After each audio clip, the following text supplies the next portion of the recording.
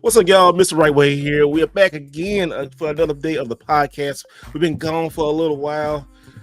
We missed Black Friday. Hope y'all got some good deals. But we got good deals tonight because we talking about this craziness on YouTube. And y'all saw the title.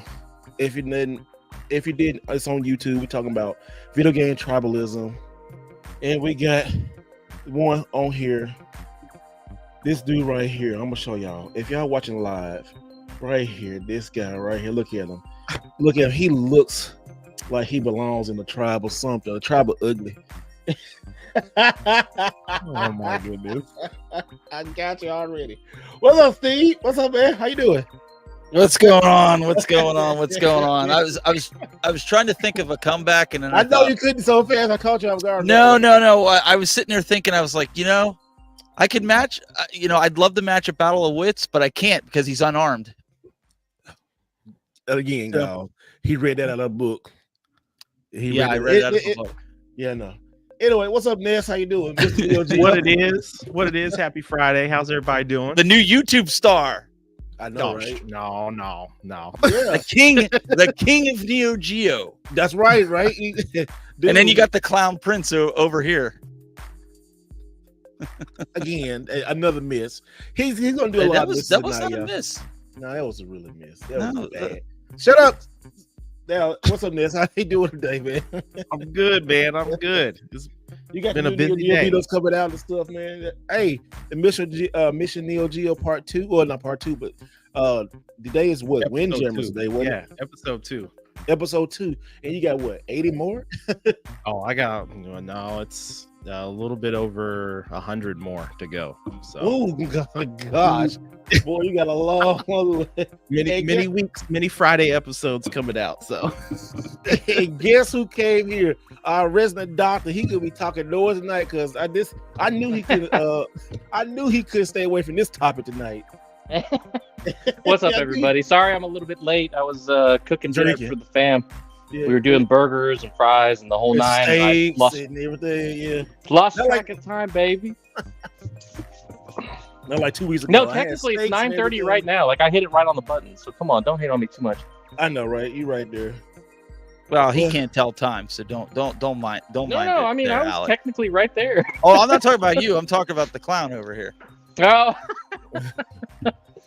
He's really trying tonight, Alex. So you gotta laugh at his little stupid jokes tonight. He's trying. All right. The only thing that's stupid is that hat you're wearing. That's the only thing that's stupid that's here right now. Why? What's wrong with this hat? Thank you. Ain't that wrong with my hat? He's trying to be a wannabe Dick Tracy. He's not used to people and that. Oh, here we go with the style thing. He's style. Here we go with the style thing. No, you rocking it. You rocking it, my friend. You rocking it. Thank you so much. That's what he's saying publicly, but behind the scenes in the chat room, that ain't what he's saying. He's like, take that stupid thing off. You look like a freaking goofball. If I showed you the chat room, don't listen to him. Anyways, get this show on the road. Let's go. Time is money. Money is time. Everybody love my hat. In the chat room, we got 20 people. If you like the hat, give a thumbs up about the hat. Oh, and look at if you don't get a thumbs up, man, you're gonna hurt his feelings.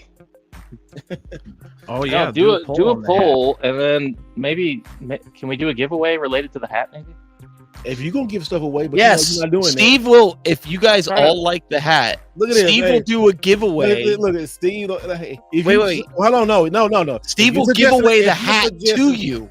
If you're suggesting a giveaway, you're gonna give the stuff away. No, we're gonna give your hat away. No, that's what Alex said. He said, do a poll. If they like it, we give your hat away. I agreed with him. We get if you don't like the hat, we're gonna give away one of Steve's arcade games, and he's gonna actually ship it to you. No, Steve's not shipping it to you. Yes, you are. You can come pick it up. Steve ain't shipping it to you. Yeah, that's a nice gift.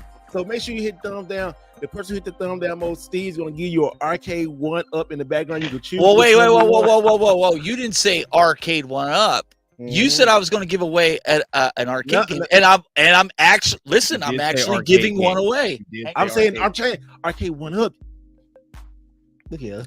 I'm actually giving away a Dragon's Lair replicate from New Wave Toys. Nice. Ooh, look at that. No joke. This is completely sealed. It's ready to go off. We just got to meet the subscriber count, but Brandy's getting one. I'm sending one out to Brandy, and then we're gonna give this away if you haven't seen that. This is an actual 1/6 scale replica of the Dragon's Lair from Don Bluth. And it's not as ugly as you, so that's great. That's great. The box is better looking than Steve with that hat on. Wow. Now that's a good one. See, there you go. You actually got one in. There you go. One. Congratulations. No, seriously, I'm not hating the hat. He knows I'm just busting on with the hat. It's all good. It's all good. Ooh. Pause on that one. Okay. Well, anyway, this is already get off the rails. What has everybody been doing before we start talking about all this tribalism in gaming? Because it's been weird, yo. Well, it's been weird, especially this year. It's been super weird. I don't know if it's because of social media or just people ain't getting their way or just what. But what's been going on since last week, since a couple weeks ago, y'all? What y'all been doing? Well, just the whole Black Friday thing. I was just going to do a little quick thing on that. It's so funny because they had the Black Friday deals, and Target actually sold, and they sold out of their PlayStation 5 OG with the disc drive. They were selling them for $350. That's crazy. I bet you $350 for a PS5, and all the scalpers sitting there with their $900 PS5s on eBay sucking a lemon, and it's just kind of like, yeah, that's what you get. And it's so funny because Microsoft ended up doing the same thing, but they did it after Black Friday. They did it like right now. I think the deal is still live. If you were to go to Walmart.com, you can pick up you can get the actual Diablo 4 Xbox Series X for $350, which if you guys know is $50 more, is $450. So that's almost $200 off. That's a good deal for people. You think it's anymore? I'm still holding. So this is kind of like a conversation that is going to segue a little bit into fortune telling in the future. We all know that a PlayStation 5 Pro is coming. We all saw some, whatever stupid stuff that was leaked from the legal documents that Microsoft had about that really dumb disc-less Xbox Series X. We don't know if there's actually going to be an Xbox Series X Pro. So we don't know if there's going to be a Pro version of the Series X or anything like that. But somehow I doubt it, because I remember they were talking to Phil Spencer, and he was kind of like, yeah, we don't really see the need for that. I think that they sunk so much into the Xbox Series S and X that they pretty much blew their load when it came to spending any more on the consoles this generation, which is a big mistake, because I think that PS5 Pro is going to be sick. Look at this right here. It says 1,000 bought since yesterday. How many? 1,000 people bought Xbox Series X video game console for $349. God dang!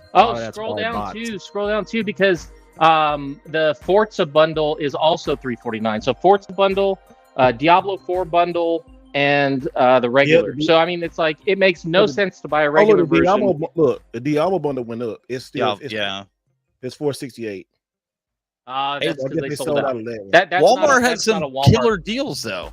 They've had some killer deals. They really did. It was $349 this morning. Ooh, look, and this one sold out too.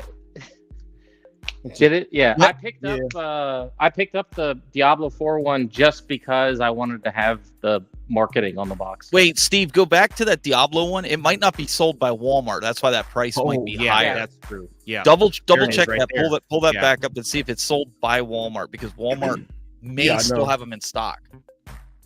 Because usually those scalpers get them. There you go. Yeah. Yeah. Well, you know what people do, right? When Walmart, what happens is people will buy the Walmart sale price and immediately relist it on the Walmart marketplace. I'm like, if you want to make a quick buck, that would be the way to do it for anybody out there who's looking to make some cash real quick. Well, here you go. Look, even the S's are getting sold. I don't know, $279, man. I'd rather spend the extra money and get the X. Yeah, I know. I would too. Getting a Series S when they dropped it to $350, I'm like, bro, if you were to buy a memory card, even the cheapest memory card I saw was like $80, right? 80 plus the base price of the Series S, and you're already over the price of the other one. So it makes zero sense. They just, you know what, this be phased out. But we can come back to this too. Also talking about the tribalism in gaming. But yeah, this is a good deal. Y'all better jump on this stuff if you can. I really still don't want I still don't want a Series X right now. I don't have no need for it. Only thing I probably will play is like Killer Instinct and maybe Halo and Gears, but I just don't see no need. I'm playing Remnant and Remnant 2 right now. And by the way, Remnant 2 is a far superior version of the original Remnant on Game Pass. And there's a whole like slew of new Game Pass games that came out. Most of them are pretty decent titles. I mean, some of them are titles that I was like on the fence about, but like Remnant 2, I was actually kind of like, yeah, I want to play that game. So it's pretty cool that it showed up. That is good. Ness, what you been up to the last couple weeks, bro? Yeah, buying games. Don't even do it. Buying outside of my season. I'm buying outside of my season. I blame it on you. It's your fault. It's your fault. Why is it my fault? Because you's out here like, look at me, I got this game, and you out here like, oh, so and so got this game. Now I gotta go get a game. You got do what I do, man. Yeah, you'll get FOMO with Steve. I did, and that was outside of my character completely. Hold on. Wait, don't blame me for getting FOMO. No. I'm not blaming you. I'm just saying that it's I know. Hanging out with you. Like when you start buying games, that makes me competitive and want to buy games. Like, you know what I'm saying? Because we used to do that back in the day when we were like, hitting the end caps and doing all that stuff. It's like, oh, he's buying that. I'm buying that too. We used to do that all the time. He's like, you gonna get that game? If you ain't gonna get it, I'm gonna get it. I'm like, dang, man, come on, man. You can't do me like this. Shut up. Hey, a little eBay thing, man. That was so funny this weekend. We had me and Elliot, man. Right? We said some games. We know some Neo Geo games. We've been saving up, but it's one game that came up that he'd been wanting, and I've been messing with him. I said, man, you've been taking some L's lately by trying to get these games, and it's like he had the money, and then the game would get there, and then something just happened. He can't get it. And I'm like, man, I hope you get this game. But as soon as he called me like, hey, man, this game's on here. I said, oh, I need a game. He said, no, I'm getting it. I said, okay. I'm getting that game. I said, all right, man, you get that game. I need it, man. I'm like, I got one last game coming, and it's coming tomorrow. It's delivering tomorrow, and I'm like, okay. I told him, I was like, I'm done. I'm done. No, I told him he ain't done. Yo, no, I'm you done. only got like what, 30 days left in the month. I mean, the year. So, I mean, at this point, you taking a break doesn't really mean a whole hell of a lot. Oh no, I'm taking a break. I'm taking a break. Hey, Elliot, I gotta ask. Are you getting your kids anything for Christmas with all the stuff you're buying yourself there? Yeah. Oh, okay. That's for my daughter, my nephew, my mom, everybody. Yeah. So that's why he's taking a break. My wife got her Christmas present, or her next couple of Christmas presents earlier today. So.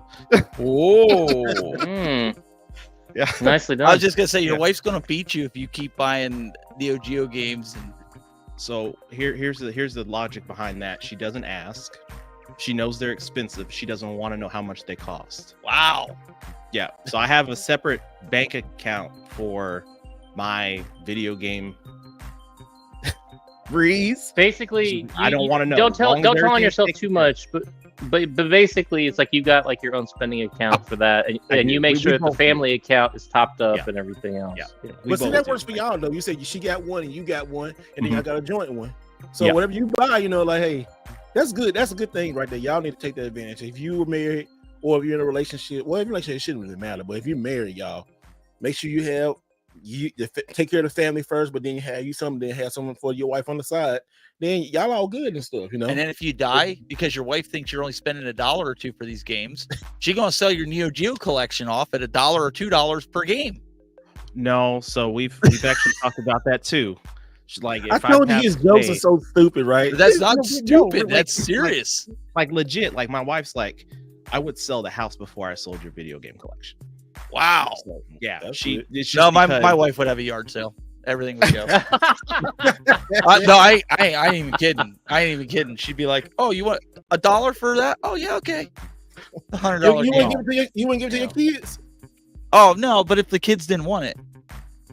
She was. I've asked my daughter if she wants it, but she's like, I don't care about that. I'd rather do digital games. She'd be like, oh, $20 for that camera? Okay. Oh, I didn't know he paid $2,500 for that camera. Oh, okay. Let's go in and get in there too. Let's get into that. You said your daughter likes digital games, right? And your daughter is far removed. Well, how old's your daughter? 13. Okay, so she's really not on social media. So I guess this is a social media type of thing with video game tribalism. Everybody had they likes. We got this is talking about the big main three: Xbox, Nintendo, and PlayStation, right? And this is where I see most of it it, and especially this year. And I'm not trying to I think the Xbox fans, the hardcore crazy Xbox fans, have been really just out there, mad about everything, coming up with Xbox tax, and then our game didn't get nominated, and then just Xbox was going to buy Bethesda, then it didn't happen, then it did happen, and going back and forth. Then PlayStation raising the price, and then of the store, and then doing this, and then Nintendo, limited amount of the games. You're like, hey, and then all this stuff feeds into each of these fans and stuff, and it just it's ridiculous. What happened to just enjoying games? Yes, I know digital is on its way, and digital is on its way crazy. It's coming. Xbox will make sure that they playing, they make sure they playing oh no, but Steve, do you think that sometimes the companies add to this because just like today, okay, everybody that's I'm into Fortnite because I play with my kids a lot. Tomorrow's the shutdown for the new season, right? Xbox today, Microsoft today leaked the Battle Pass, which is kind of like a no-no for Fortnite. They released all the skins and told everybody this is what's coming. Mm-hmm. And the reason they did that was because there's certain PlayStation only events and tournaments that you can play that are not cross compatible. So my question to the panel and everybody, do you think some of these companies are bringing this on themselves by doing stupid things like that, and when they're supposed to be under NDA? I don't think. First of all, we don't know if they're on NDA. First, I don't know if they're on NDA. We don't know that. But on that front, I say that's just a more competitive type of thing, because that's not a fan thing. I could be wrong. In my opinion, I just see that as a business move. Oh, you know what? Hey, let somebody leak this out so we can hear you buy on our stuff first. It ain't about our stuff is better. And I could be wrong. I want to hear what everybody's got to think. My thought on that is that it is highly unlikely that it was done by somebody high up in Microsoft. I think that what ends up happening is that this whole entire tribal concept of what's happening in the console wars, and let's be specific, right? We're talking about the ponies, which is Sony. We're talking about the Xbots because of the Xbox. Hey, hold on. Hey, Alex, where did that come from? Okay, hold on. Somebody called me a Sony pony the other day, and why did they call it the ponies? I don't get that. I what is that? Hold on. Okay, hold on. Sony and pony. I guess that rhymes, so that's what I'm calling you. And is that an insult? Because I didn't see it. It's supposed to be an insult, which is funny because a really close friend of mine by the name of Optimus Code, rest in peace, him and his group of people, they came up with the Pegasus Nation. Mm-hmm. And it became a thing because it's they're always soaring in the skies. Even though they're horses, they got their wings. They got number one this, number one that, number one in sales, number one in consoles sold, number one in hardware or software attached of people buying games for the system, this, that, and the other. I mean, it was vicious because I was there on the Crump side at the beginning of a lot of this stuff, especially on Twitter. And I mean, at first it was jokes, right? The way you would razz somebody about a team. If you and your best friend were sitting down watching a football game and it was your team and their team, and it was one team was dogging the other and back and forth, you guys would be talking trash to each other, right? Yep. That's how it started. But then it started getting personal. Then it started getting people doxxed, and people were, saying unsavory things, being you got a funny looking kid and you got a ugly looking wife. And I mean, it got bad. People were you know what, let's pull up at the outlet mall. And I mean, it was ridiculous. I'm these are supposedly grown ass people who are supposed to be gainfully employed, productive members of society, this whole entire thing. And they're not. They're acting like they're 13 years old back in the day, going out to the playground to rough people up. It's absolutely insane. And where you see that the absolute most has been Twitter. Twitter was the ground zero for all this other stuff, right? So for all the people that follow me on Twitter, I don't really participate. I have friends on both sides, both camps, people that are they will cut each other in a heartbeat. But I'm kind of the neutral middle ground, and that's the reason why is because I actually like Xbox and I like PlayStation and I like Nintendo, because guess what? I'm a gamer. And I don't know why this whole entire thing happened. It's I'm bro, it's if you bought a PlayStation 5, an Xbox Series X, and a Switch, I mean, you're under $1,500. Now, that's a lot of money if you go buy it all in one go. But if you bought one console one year and then maybe the next console the next year, 2 years from then, and then the third one down the line. You know what I'm saying? It's not that much money if you think about how much the hobby costs. Mhm. So, you know, I mean, people want to be all like, nah, man, it's like there's only trash on Xbox. Like, nah, man, it's like the PlayStation 5 is garbage, you know, and it's like back and forth, constant. It's ridiculous. It's ridiculous. And that's why I represent right here, like me, right here.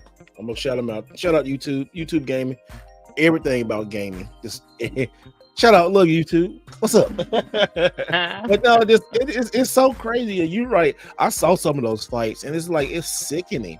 It's Oh my God, have you been in the spaces? I went in one and I quickly removed myself because it's like it can just mess your mind up. It's so just it's damn it's I can't describe it. It is so horrible. They get really nasty. And I went back and forth with somebody and respectfully, and you can't sometimes you can't go back and forth with somebody respectfully on YouTube. No, you can't go respectfully at all. I tried, but I was like, dude, if you watch my channel, you can see I like everything. Yeah, I might joke and say like, yeah, I don't like Xbox. I haven't been putting a lot of Xbox stuff on my channel.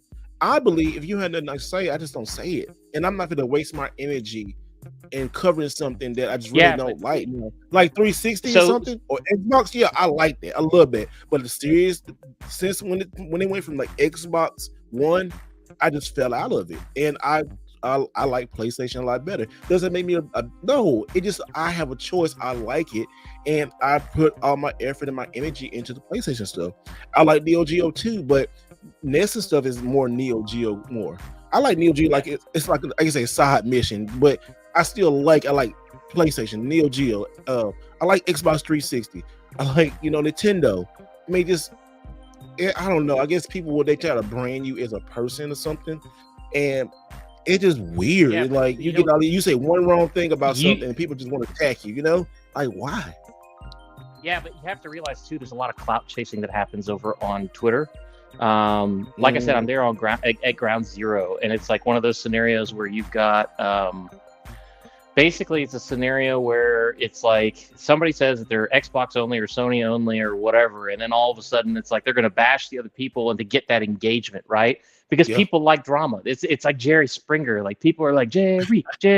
I mean, it's like literally like that, and it's like and there's personalities. I'm not going to name anybody, but there's personalities who are well known for certain stances, and then they'll just dogpile on somebody, and then somebody else. Like recently, you know what the biggest drama was? So what's the game that's in alpha right now? The Suicide Squad.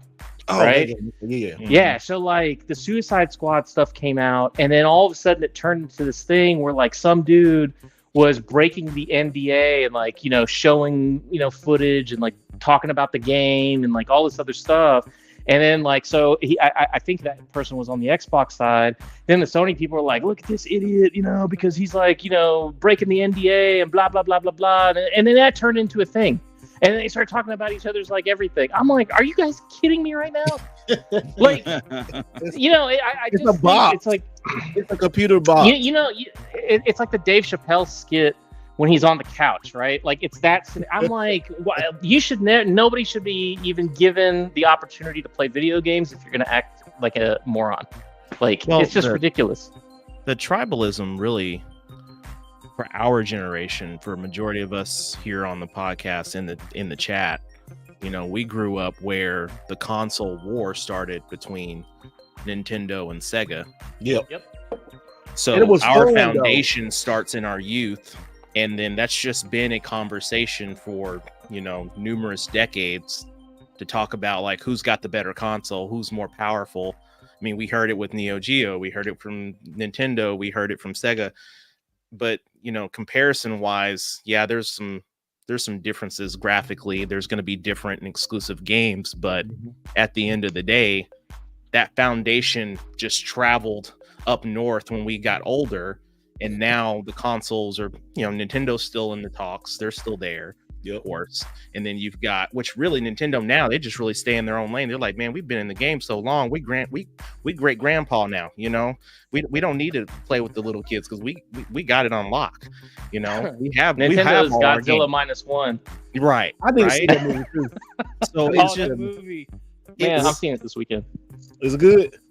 No, I'm seeing it this weekend. So, Okay. But it's gotten like a 97 or 98% on Rotten Tomatoes. Like I need to go people see that are tomorrow, like, too. Ooh, I need to go see "This that. is it." Yes, This is But it. I think all of us here, we're all enthusiasts, so we all own every single console. Yes. And I think when we bash, like you'll hear me joke about the Xbox Series X.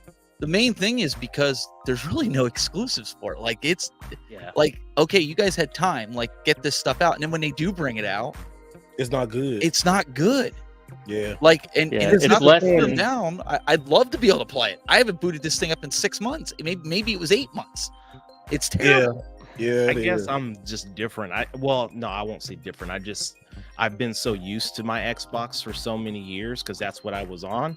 Yeah, I had a PlayStation, but the majority of my friends at the time were on Xbox. So I just stayed on Xbox. And I have a friend or two on PlayStation, but a lot of them don't play the way I play. So it's just.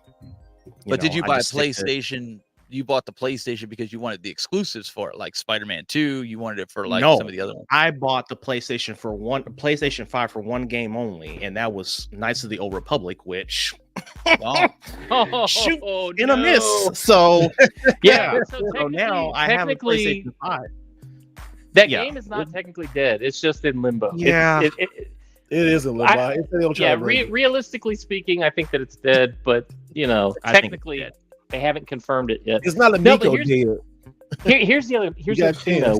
When we were coming up and we had the console wars between Nintendo and Sega, it was because our parents were like, "Nah, you got Sega at home," meaning your Nintendo. It's like, "Oh no, you got Nintendo at home," meaning Sega. Everything's a Sega. You're gonna like almost nobody. No, but listen, almost nobody had two consoles. No, almost nobody. Right. And so the console wars were kind of there, but what would happen was like you went over to your buddy's house to spend the night or whatever, you were taking your console with you. So then all of a sudden you're playing Mario while you're playing on your buddy's Sega. And it's like, back and forth. That's the way we did things. And so, there was some rivalry, but people were always like, nah, bet, I want to play video games. And so whenever you would have the get together, all the consoles magically showed up. Christmas break, spring break, all that kind of stuff. People would get together and play. And that was the whole point, because you'd be in a room together, and you want to talk trash. You talk trash in the room with your buddies, right? You weren't talking trash to strangers. No. People who never may very well. Social media, social media kind of turned it on its head. And the thing is that everybody wants to be adversarial. We always ask, like my brother. He was a big Nintendo fan, so he would always ask. He asked for the Super Nintendo. I was the Genesis, so I would ask for the Genesis. So we did that on purpose, so we'd have two consoles, so we could go back and forth. Have more games. Yeah, absolutely. And if there were certain exclusives, we never sat there and we were like, well, Super Nintendo is better, or Genesis is better. It was like, oh, sweet, we can finally play this game. If you remember, Steve, being a wrestling fan, Super WrestleMania was different on the Genesis. It had different wrestlers. Yeah, it did. Yeah. Like especially like I definitely remember that because my cousin my cousin had a Genesis and I had a Super Nintendo. So we both got Super WrestleMania. The Super WrestleMania on Super Nintendo looked clean, looked crystal clear, looked like great. Yes. But on the Genesis, they had like finishing moves, better music, and so I was like, oh. Which one do I play first? We was like, it was going all, it was just. And that's what we did. We played back and forth. It was just wild, and I love that. Like console war, like I say, it wasn't really. It was a fun thing back then. So like, okay, but everybody when you get to school and stuff, or getting around your friends, everybody bringing all their systems with you and stuff. And you like, and speaking of Neo Geo, you had that one person, that one rich kid, that one rich family that had all those games. And y'all try to go over there like, oh, did he get the new game? Oh yeah, my dad, he bought this. Look at this Neo Geo game. We looking like, oh my goodness, look how big this cartridge is. You're like, what is this? Is the arcade stuff? Oh, you got the Game Boy. Oh, you got the Genesis. You got the Game Gear. It was like, oh my, that was so great. That was so great. Yeah, but you know what though? If you think about it, and I would say the entire panel, this is probably true. But the reason we are the way that we are is because there was a point in time where we didn't have everything. right? Yeah. And then when you finally got to the point where you're like, that's my money and I'm going to spend it the way I want to.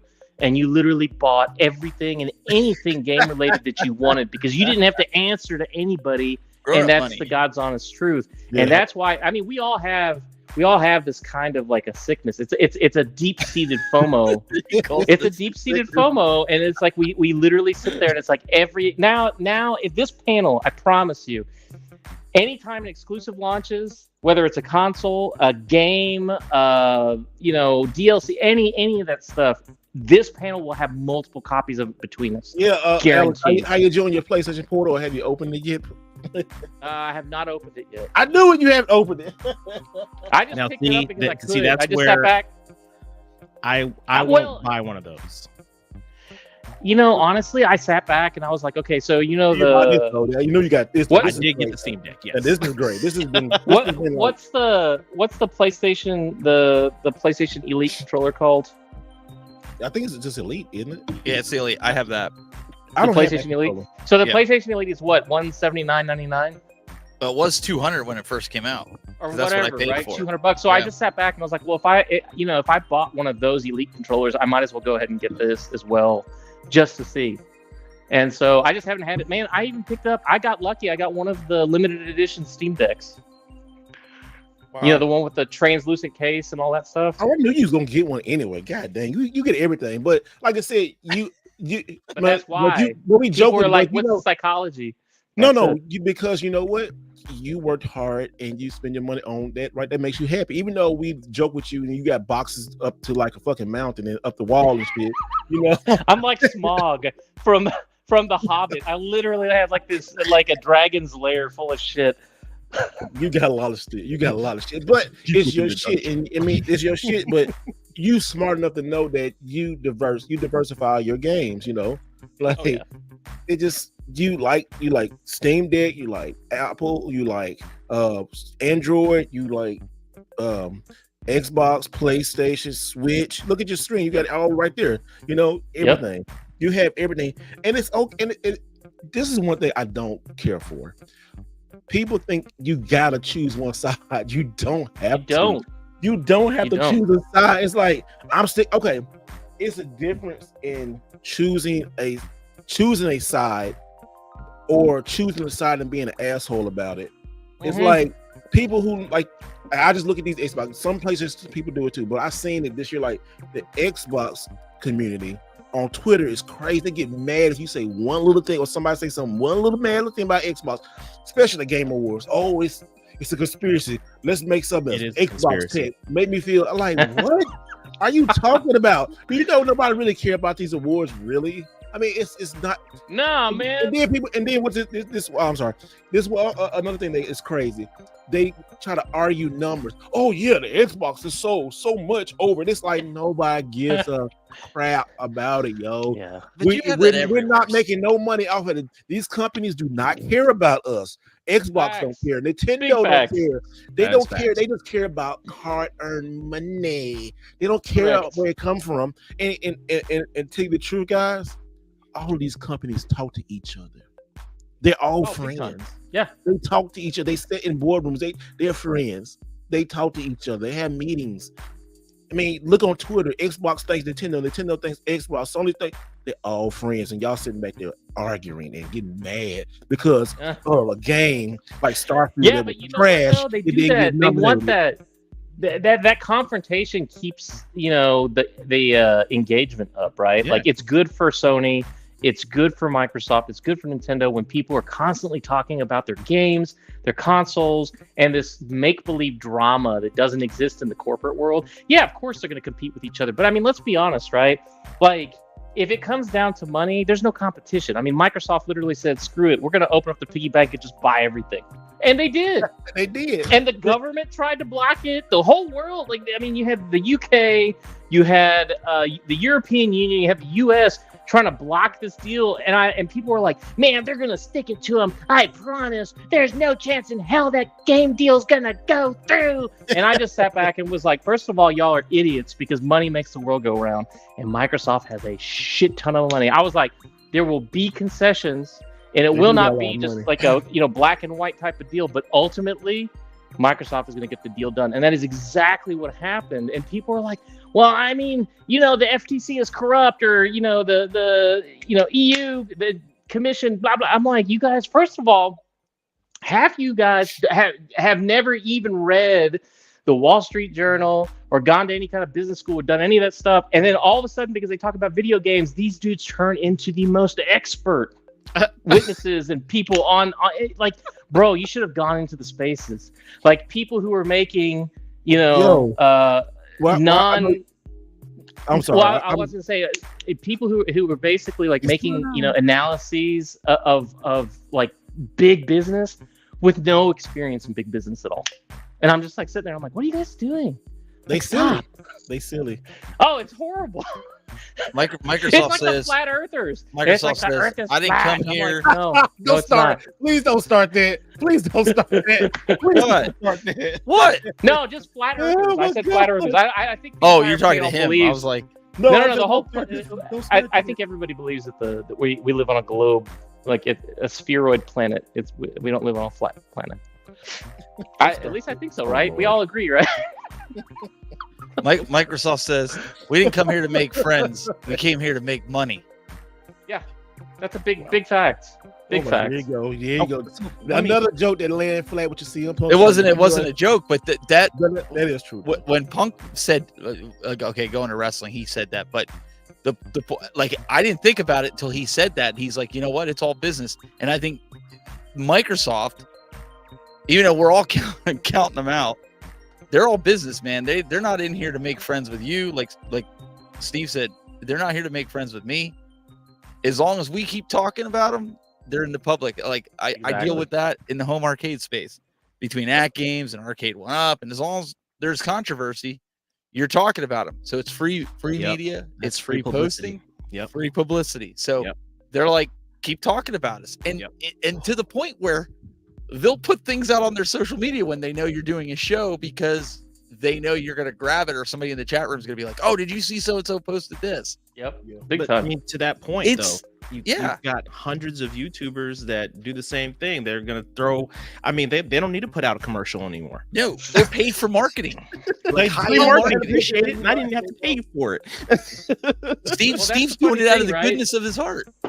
They'll send people like an Xbox Series X, or they'll send people like a gaming chair, and then they'll get free advertisement for life. I'm like, dude, literally spent $400 or $1,000 and get racing with the Drayton gaming chair right here. So can we go back real quick to Steven FOMO?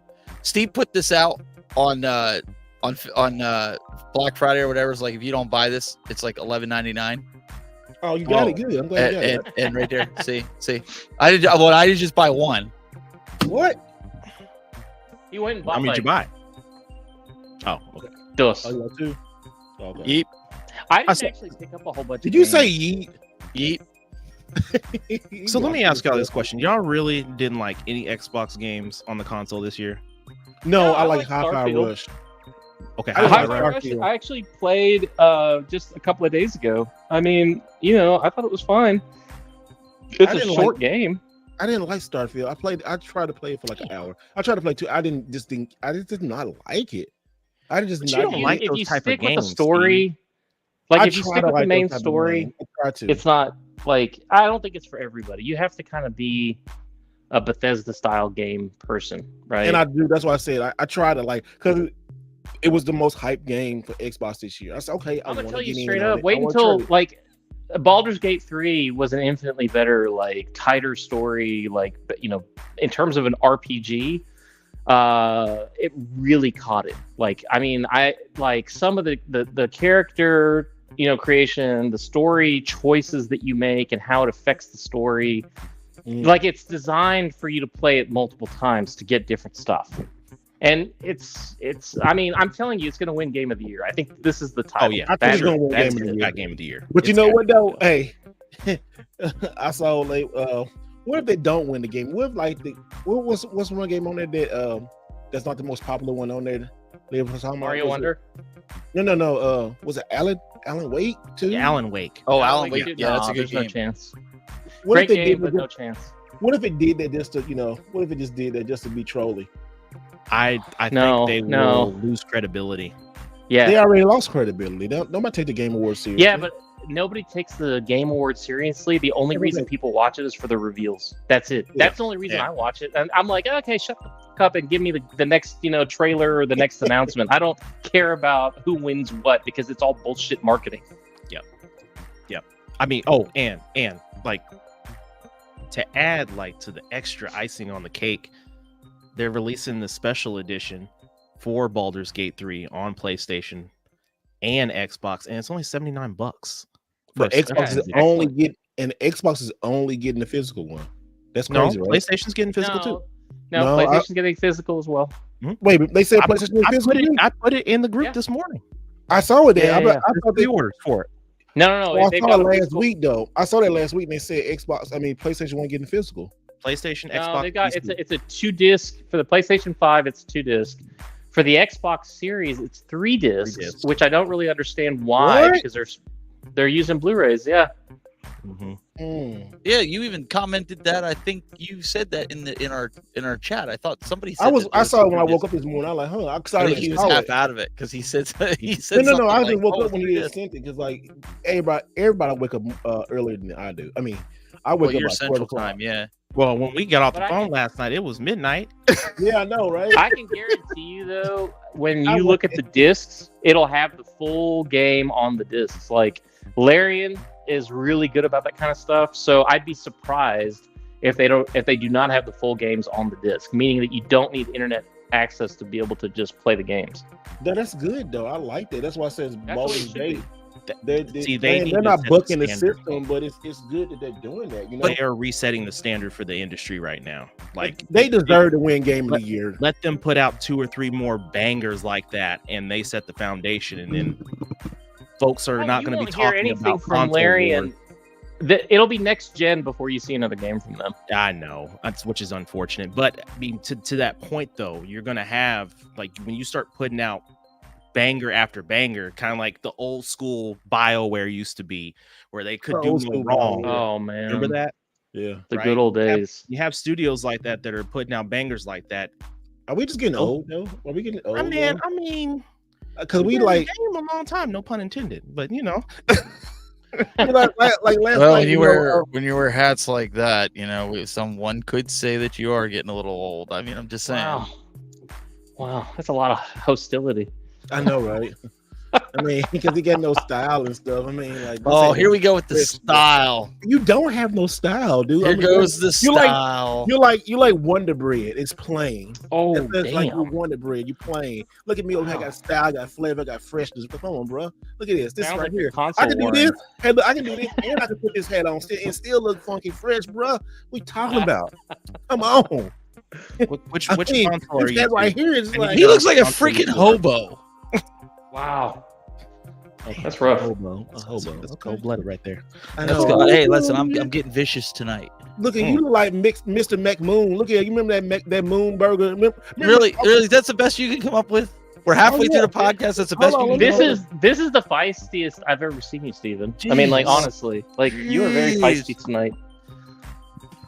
That's because hey, listen, it's that tribalism, man. Cruising for a bruise. Listen, it's the tribalism. This right here, y'all. If you're watching on the video, this is what Steve looks like right here, y'all.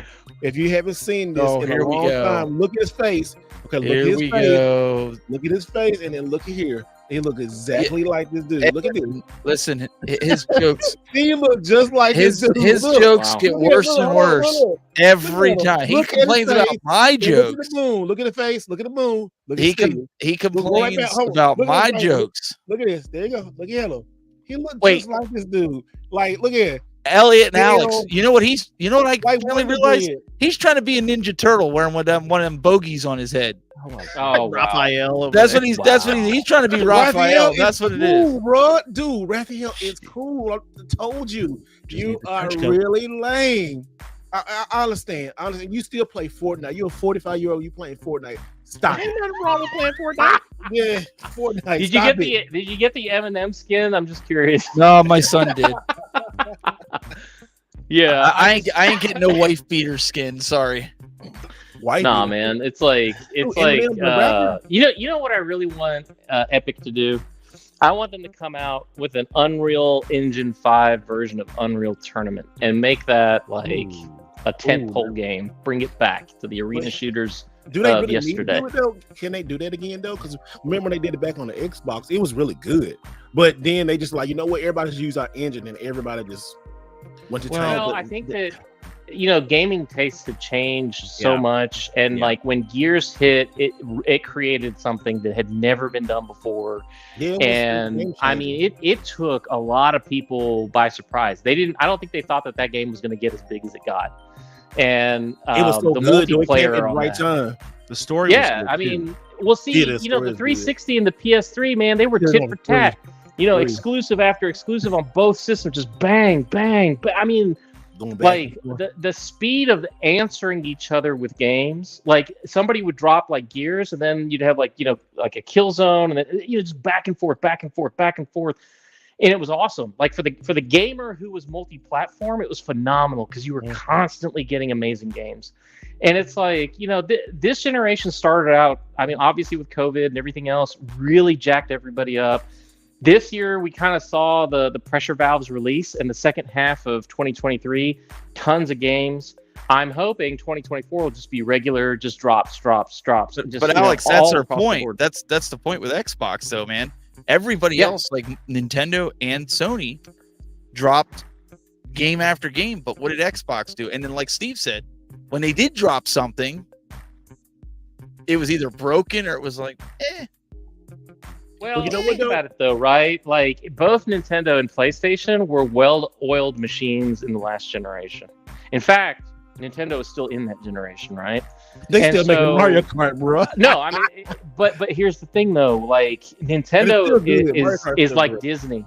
Like, actually, I take that back. They're better than Disney because they're consistent in their quality and the types of games that they release, and they're always innovative. People are like, how many Mario games can you do? And I'm like, when they're this good, keep doing them until the end of time. I mean, Mario Wonder blew everybody's socks off.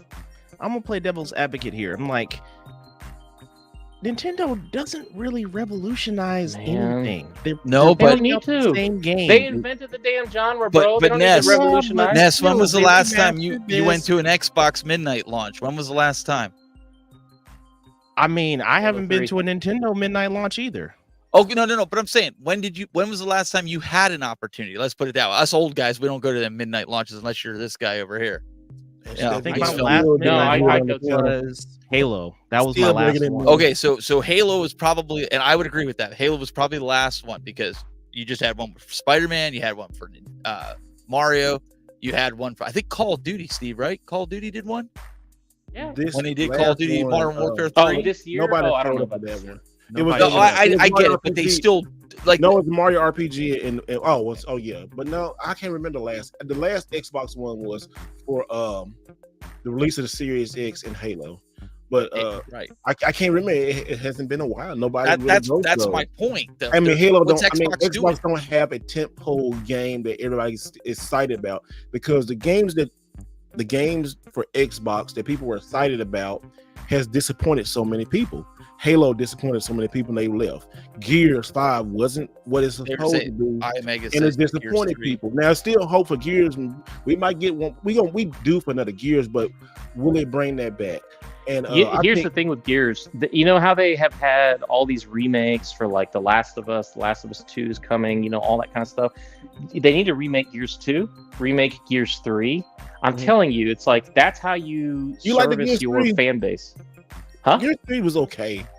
It wasn't as. Gears 3 was great, and the multiplayer was phenomenal, and the story was great. They wrapped it up. I mean, it's like they had their the tear jerking kind of emotional raw response, with Dom and everything when he sacrificed himself to save the crew and like all that kind of. I mean, they did a great job with that. But it's like Gears 4 was supposed to be like, hey, we're kind of going back to the original Gears 1, and they I was like, Gears 4 is all right, and then Gears 5, I was just like, okay. All right. What I would rather them do is like this is what they need to do with all their franchises. Take Halo, take Gears, go back and start from scratch and redo the entire story arc and go fix all the stupid stuff. Streamline it. Make sure that you've got the story written out for the next 6 games. That way, it's like you've got a clear narrative that goes from beginning to end. Just like, when Peter Jackson did Lord of the Rings, right? They had written the scripts for all 3 movies, basically. Yes, there were edits and stuff like that, but they knew the major brushstrokes, the plot points, who the characters were, how they were related to each other, all that kind of stuff. And they planned in advance. They're like, we're going to shoot these all back to back to back to back and then release them. And so if Microsoft were to do that, then you would be able to have these games every 2 or 3 years because they've been in production for 10, and you're just releasing them as it gets to the next, level. The other thing is, and this is something that Microsoft really, really needs to think about, the whole entire multiplayer versus single player campaign. Go ahead and separate these games, because the games are so big now that when you try to do a full multiplayer plus a full single player, you have a finite amount of resources, right? What I would do is I would take the multiplayer stuff and turn those into a games as a service. That way you can have, and that's basically what they've done with Halo, because the campaign, there's no DLC coming in the foreseeable future, none of that kind of stuff. They're spending all their time on the multiplayer. And I'm like, well, bro, why don't you have one team dedicated to first-person narrative? The other group is sitting there doing the multiplayer. And then that way you have a 10-year cycle with your multiplayer for like Halo, and same thing for Gears. But that way you've got the narrative team working on just the worldcraft and like the singular co-op experience and moving forward. And I think that Microsoft would absolutely kill it at that point, because those are amazing franchises. Anybody who throws hate or shade at Halo or Gears, you're smoking crack, right? Like, they are great IPs. It's just the way they're being handled is poor. But do you think the ship has sailed for those titles that for like the online like multiplayer stuff? Because our generation is kind of like, no, I don't think it's sailing that, because people still look online. I mean, Halo, only because the younger kids are all on Apex, it's Roblox, it's Fortnite. It's battle royales. Call of Duty's still there. So yeah, I think that there's a certain amount. Like Gears is a niche multiplayer. Yeah, there are the ultra hardcore, and there's people who play it, versus it's not like Call of Duty. Everybody and their mother plays Call of Duty for the most part. Everybody and their mother plays Fortnite for the most part. But it's not like Tom Clancy, thank God. No. Yeah. I mean, it was they tried. At least they tried. But I'll tell you something. The Gears multiplayer has such a higher skill curve than Call of Duty. And people are going to sacrifice and shoot me for saying that. But when you get elite Gears players and you get a novice Gear player and you put them in the same room, it's like shooting fish in a barrel. There is no competition. That's elite.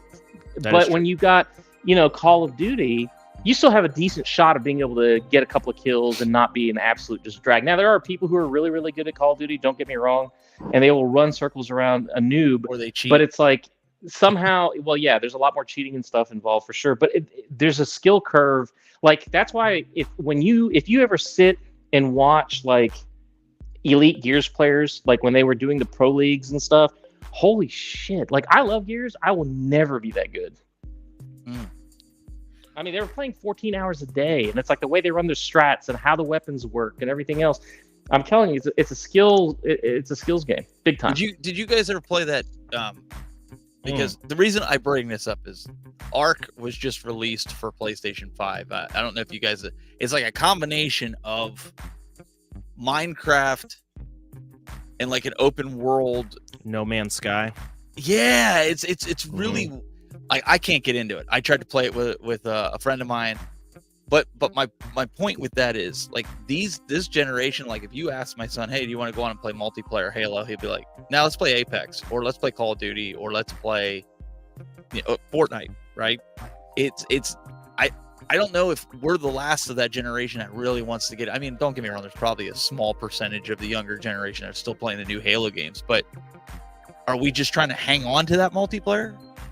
I think we're not trying to hang on to it. I think it's changed. I just think it's just evolving. And also too, everything that evolves like that, it still comes back around to what it was. Like GoldenEye. Like I said, GoldenEye. Everybody used to talk about GoldenEye, and then GoldenEye came back. Everybody said, "Oh shit, GoldenEye ain't like what we thought it was."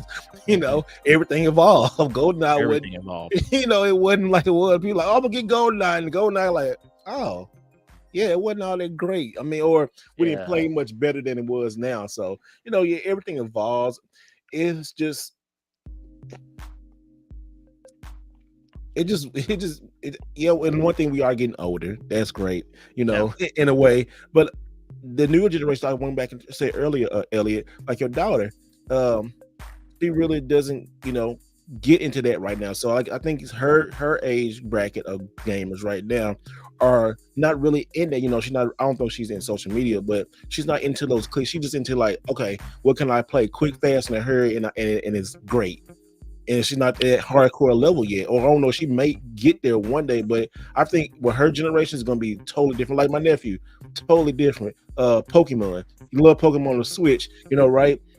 He don't care about no Steam Deck. He don't care about if the Nintendo Switch needs a new, more powerful one. As long as he's running Pokemon, I mean, he has the patience to play that. And then it's so different with the generations that you see it now. Right now, he does got physical, but also too, he probably can I got a card, I scratch it off and put the numbers in, and I got more games. So it is a generation because he doesn't have to wait for us, the parents, to take him to the store to buy the game. They can just do it right there. Remember how many times you remember a snowstorm would come if you shoveled snow to get some money for a game? Yeah, for a game. You had to wait till the store opened because it was closed. Stuff like that, You had to wait for mom and dad to get home from work, or if there was a snowstorm, you're like, crap, I got to wait for the next day to go get it. Now these kids, they just pop open their game, go to the e-store, and get whatever game they want. That's the first thing. That's the first thing my daughter's asking me. She'll walk in the room. She's like, hey, Dad, can I download this game? I'm like, yep. How much is it? It's $15.99. I was like, well, how are your grades? Let's take a look at these. Let me go into the portal and look at these. Okay, you got an A on your test. Okay, let's go ahead and do it. I'll reward you for that. But that's good. It's Fortnite, it's Genshin Impact, it's Roblox, it's those three games. Well, and there's another point there. There's actually another point there. The way that the kids are playing online, they like to be able to hang out with their buddies and not necessarily be in that stressed out competitive. They like to do cooperative. So Roblox, and I've seen this, and it's like they'll just sit there and they'll be chatting with their buddies, and they're doing some dumb little game, and they're squealing and having a good time and whatever. And you're sitting there and you're like, what are you guys doing? I'm used to just be just run and gun, and it's hey, you got two at the top of the left. It's watch out, back up, there's two. It's we were calling those strats and stuff. And you have to realize too, right? We grew up with the games as they were coming out. As the generations went through, we grew up with them. We put our input into it. The people that we are the people who are making all the games now. Yeah. If you think about it, right? Yeah. The kids nowadays have an entire history, an entire backlog of literally decades of games and genres. And they got better devices too than we had. Absolutely. They can sit on a friggin' iPad. Can you imagine? Take yourself back and have your 10 or 12-year-old self, somebody hands you the cutting edge iPad right now. You would lose your ever-loving mind. You would not even know what to do with it. You would be like, what? We were joking earlier because Steve pulled out his Portal, and I was like, oh, I got the PlayStation Portal XL. But I was playing PlayStation on an iPad. We couldn't do that as kids. We couldn't play. You had to get a Game Boy if you want to play Nintendo handheld, right? Or you got one of them stupid little Tiger Electronic handheld screens, or you got the screens where the little thing, the leg moves, the leg goes back and forth, the arm goes like this, and you're like, yeah, I'm playing Ninja Turtles. Hey, and you had to use your imagination too. Hey, and you had to use your imagination because it had a set pattern of where it moved and stuff, and it had as slow as molasses. So that still was good though, because you had your imagination. I remember my mom did not give me Mega Man 3. I told her I wanted Mega Man 3 for we just got a Nintendo, right? I wanted Mega Man 3 for Christmas. But Mega Man 3 for the Tiger Electronics came out, and I said, hold on. I can actually play Mega Man 3 on the go. So I'm like, what decision said? I want Mega Man 3 on Tiger Electronics. Stupid decision, right? But still, I made it because I wanted to go. It was at that time, I was like, oh, I'm finna have Mega Man 3. But see, that's the thing. I think a lot of people are not really paying attention, but the handheld PCs, they're actually kind of the next. I think this is the next big thing. Everything's gonna be portable. And who revolutionized that, Elliot? Nintendo. That's They right. innovate. I'm not knocking Nintendo by No, any I means. know you're not. I know you're not. But no, when I was gonna go He back. calling you out. No, I was gonna go back. I was gonna go back and say that too. I'm glad you said it because when you said what did Nintendo do? One thing Nintendo does is they always innovate the controller from the beginning. Yep. The NES, the Super Nintendo. You go look at the GameCube. What was this? Yeah, I mean 64. 64 was the craziest one. Then you look at the GameCube, then the Wii, then the Wii U, and then the Switch. If history is correct, and we're going by history, Nintendo's next device is going to have a gimmick around the controller. They always start with the controller, and everybody follows.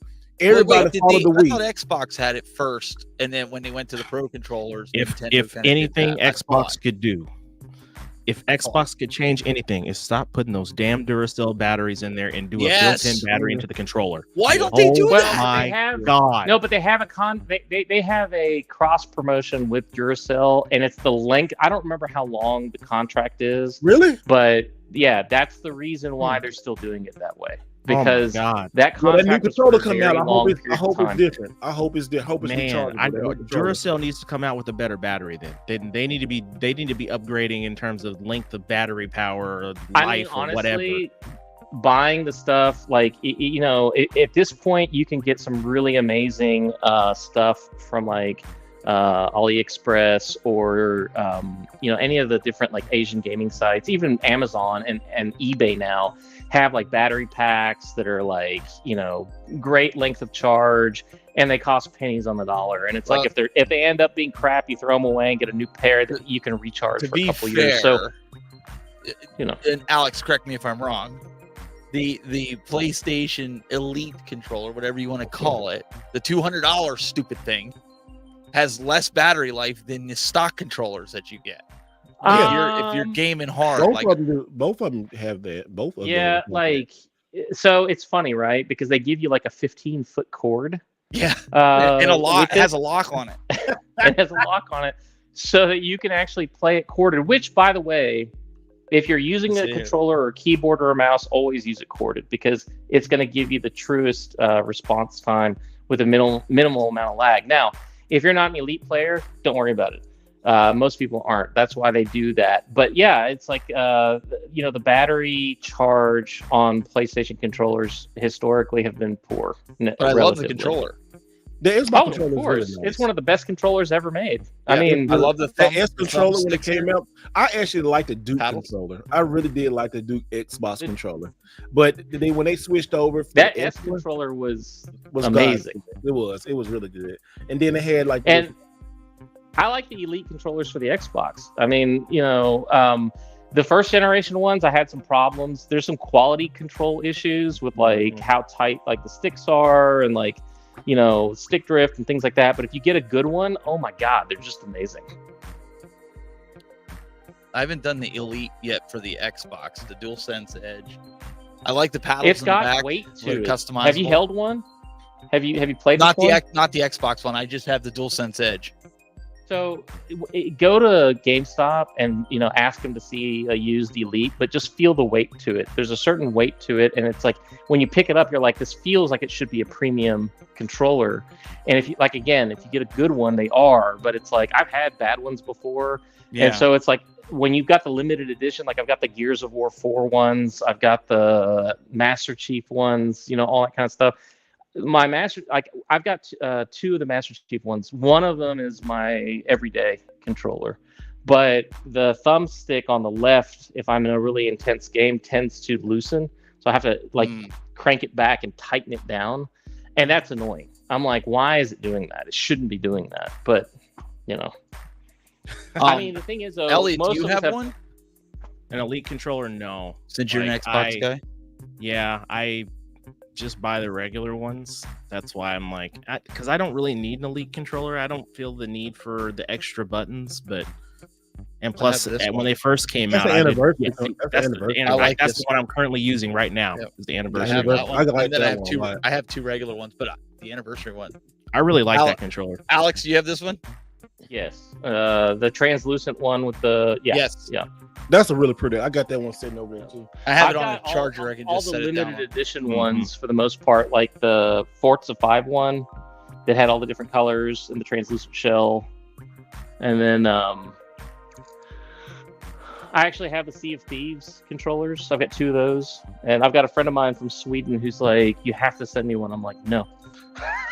Yeah, he don't know you. You don't send out shit or give up stuff, so he don't know nah. No. So if everybody had to guess, because my favorite controller right now is the PlayStation 5 controller. Nothing tops it right now, in my opinion. If we had to guess, if you had to say it, what would your favorite? Who makes the best controller for you guys? Right now, I would currently say PS5. Okay. I would say PS5 too. I would say the dual edge is a dual sense. The I'm haptics are just I love phenomenal. Especially in having the speaker built into it. Like, go play Ghost of Tsushima. I mean, like, honestly, it's like, to me, it's one of the best uses of the speaker in the controller. And just I think if you think about it though, when the 6-axis first came out, I mean, PlayStation controllers have always been pretty much crap up until the PS4, and it was fair at the PS4. PS5 knocked it out of the park. This is the best controller PlayStation has ever made, period. I like the PS2 controller. No, man. I mean, maybe I was thinking it was good for fighting games. No, man. It was good for fighting games. Do you like the Xbox One over the PS5, Elliot? I do. Do you really? Yeah. What's the give me a reason, because I want to hear if your reason is it's a lot. just the comfort in the hand. You like that thicker brick stuff, not brick. I don't want to call it a brick. I don't want to call it a brick. No, but that's what I wasn't gonna answer it either because I was like, nope. Wait, I don't get it. What did I miss? It is thick. It feels a lot. It's the girth. You were getting girthy. You said it feels thicker. It feels like you're holding a brick compared to the PlayStation. What is so funny? You like whole thick stuff, don't you? You like picking up thick stuff. Oh, yeah, you like picking up that thick stuff, don't you? Here I am trying to be serious here and have an adult conversation with a bunch of adults, and now I feel like I'm back in the bathroom in high school, and guys are sitting there saying stupid nonsense. You like that thick, boy? Dude's picking up thick stuff. Never mind. I'm not. Nope. Take this hoodie off. I'm hot now. Somebody clip that, please. Oh, snap. Yeah. No. See what I have to deal with, people.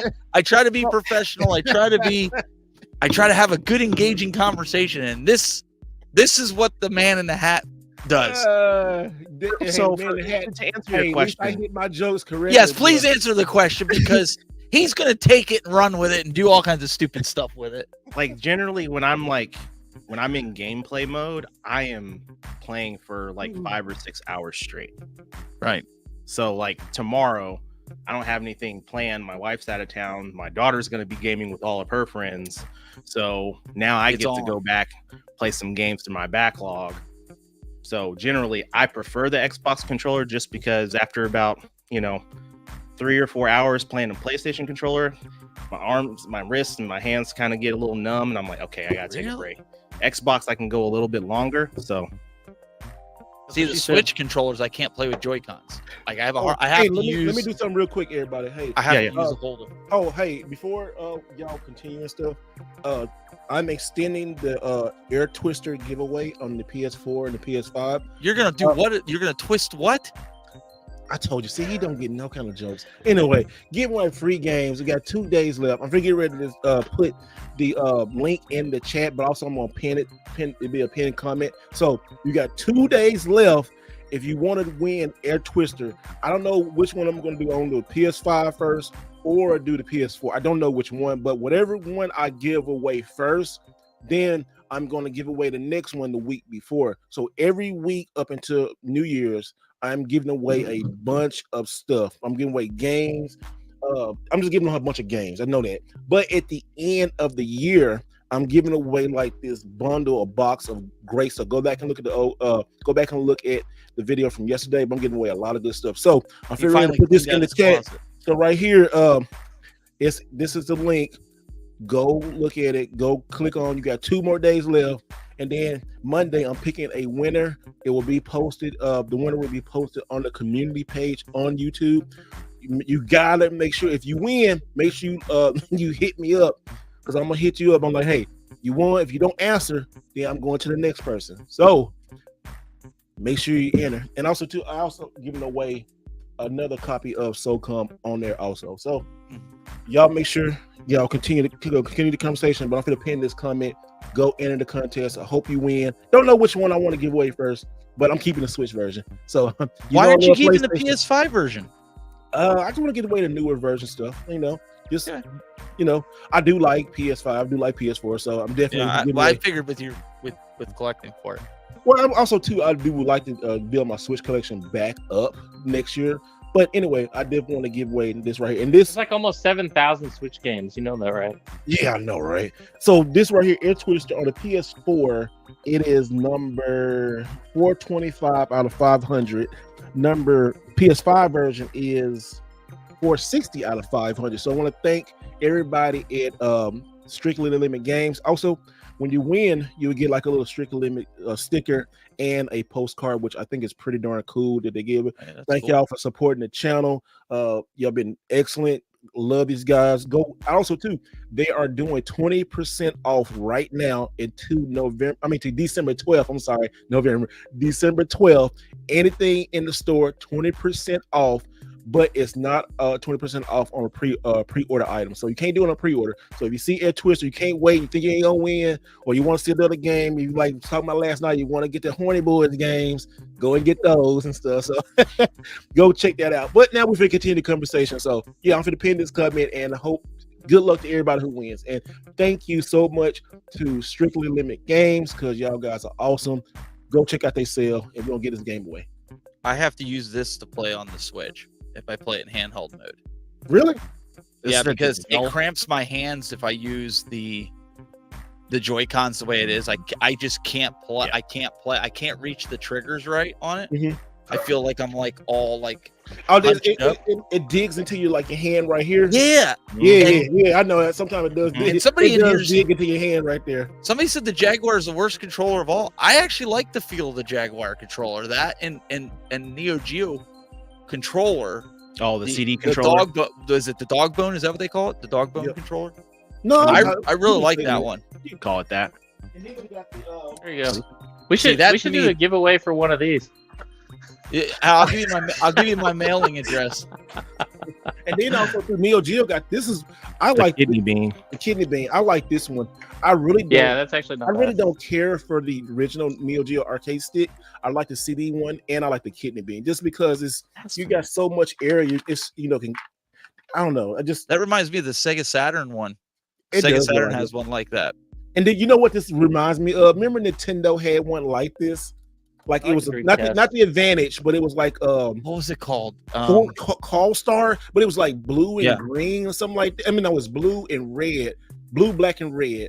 And it was like Qual something. I don't know. I forget what it was, but it was like this. I can't remember what I gotta look it up. But Nintendo arcades, NES. I'm gonna look it up and see. NES arcade sticks. I remember that. Oh, it was the gray one with the blue, red, and yellow buttons, right? Yeah. It was I forget what it was called though. Yeah. I can't remember. Yeah, the NES Advantage, the NES Max, but what did you have? What was the other one called?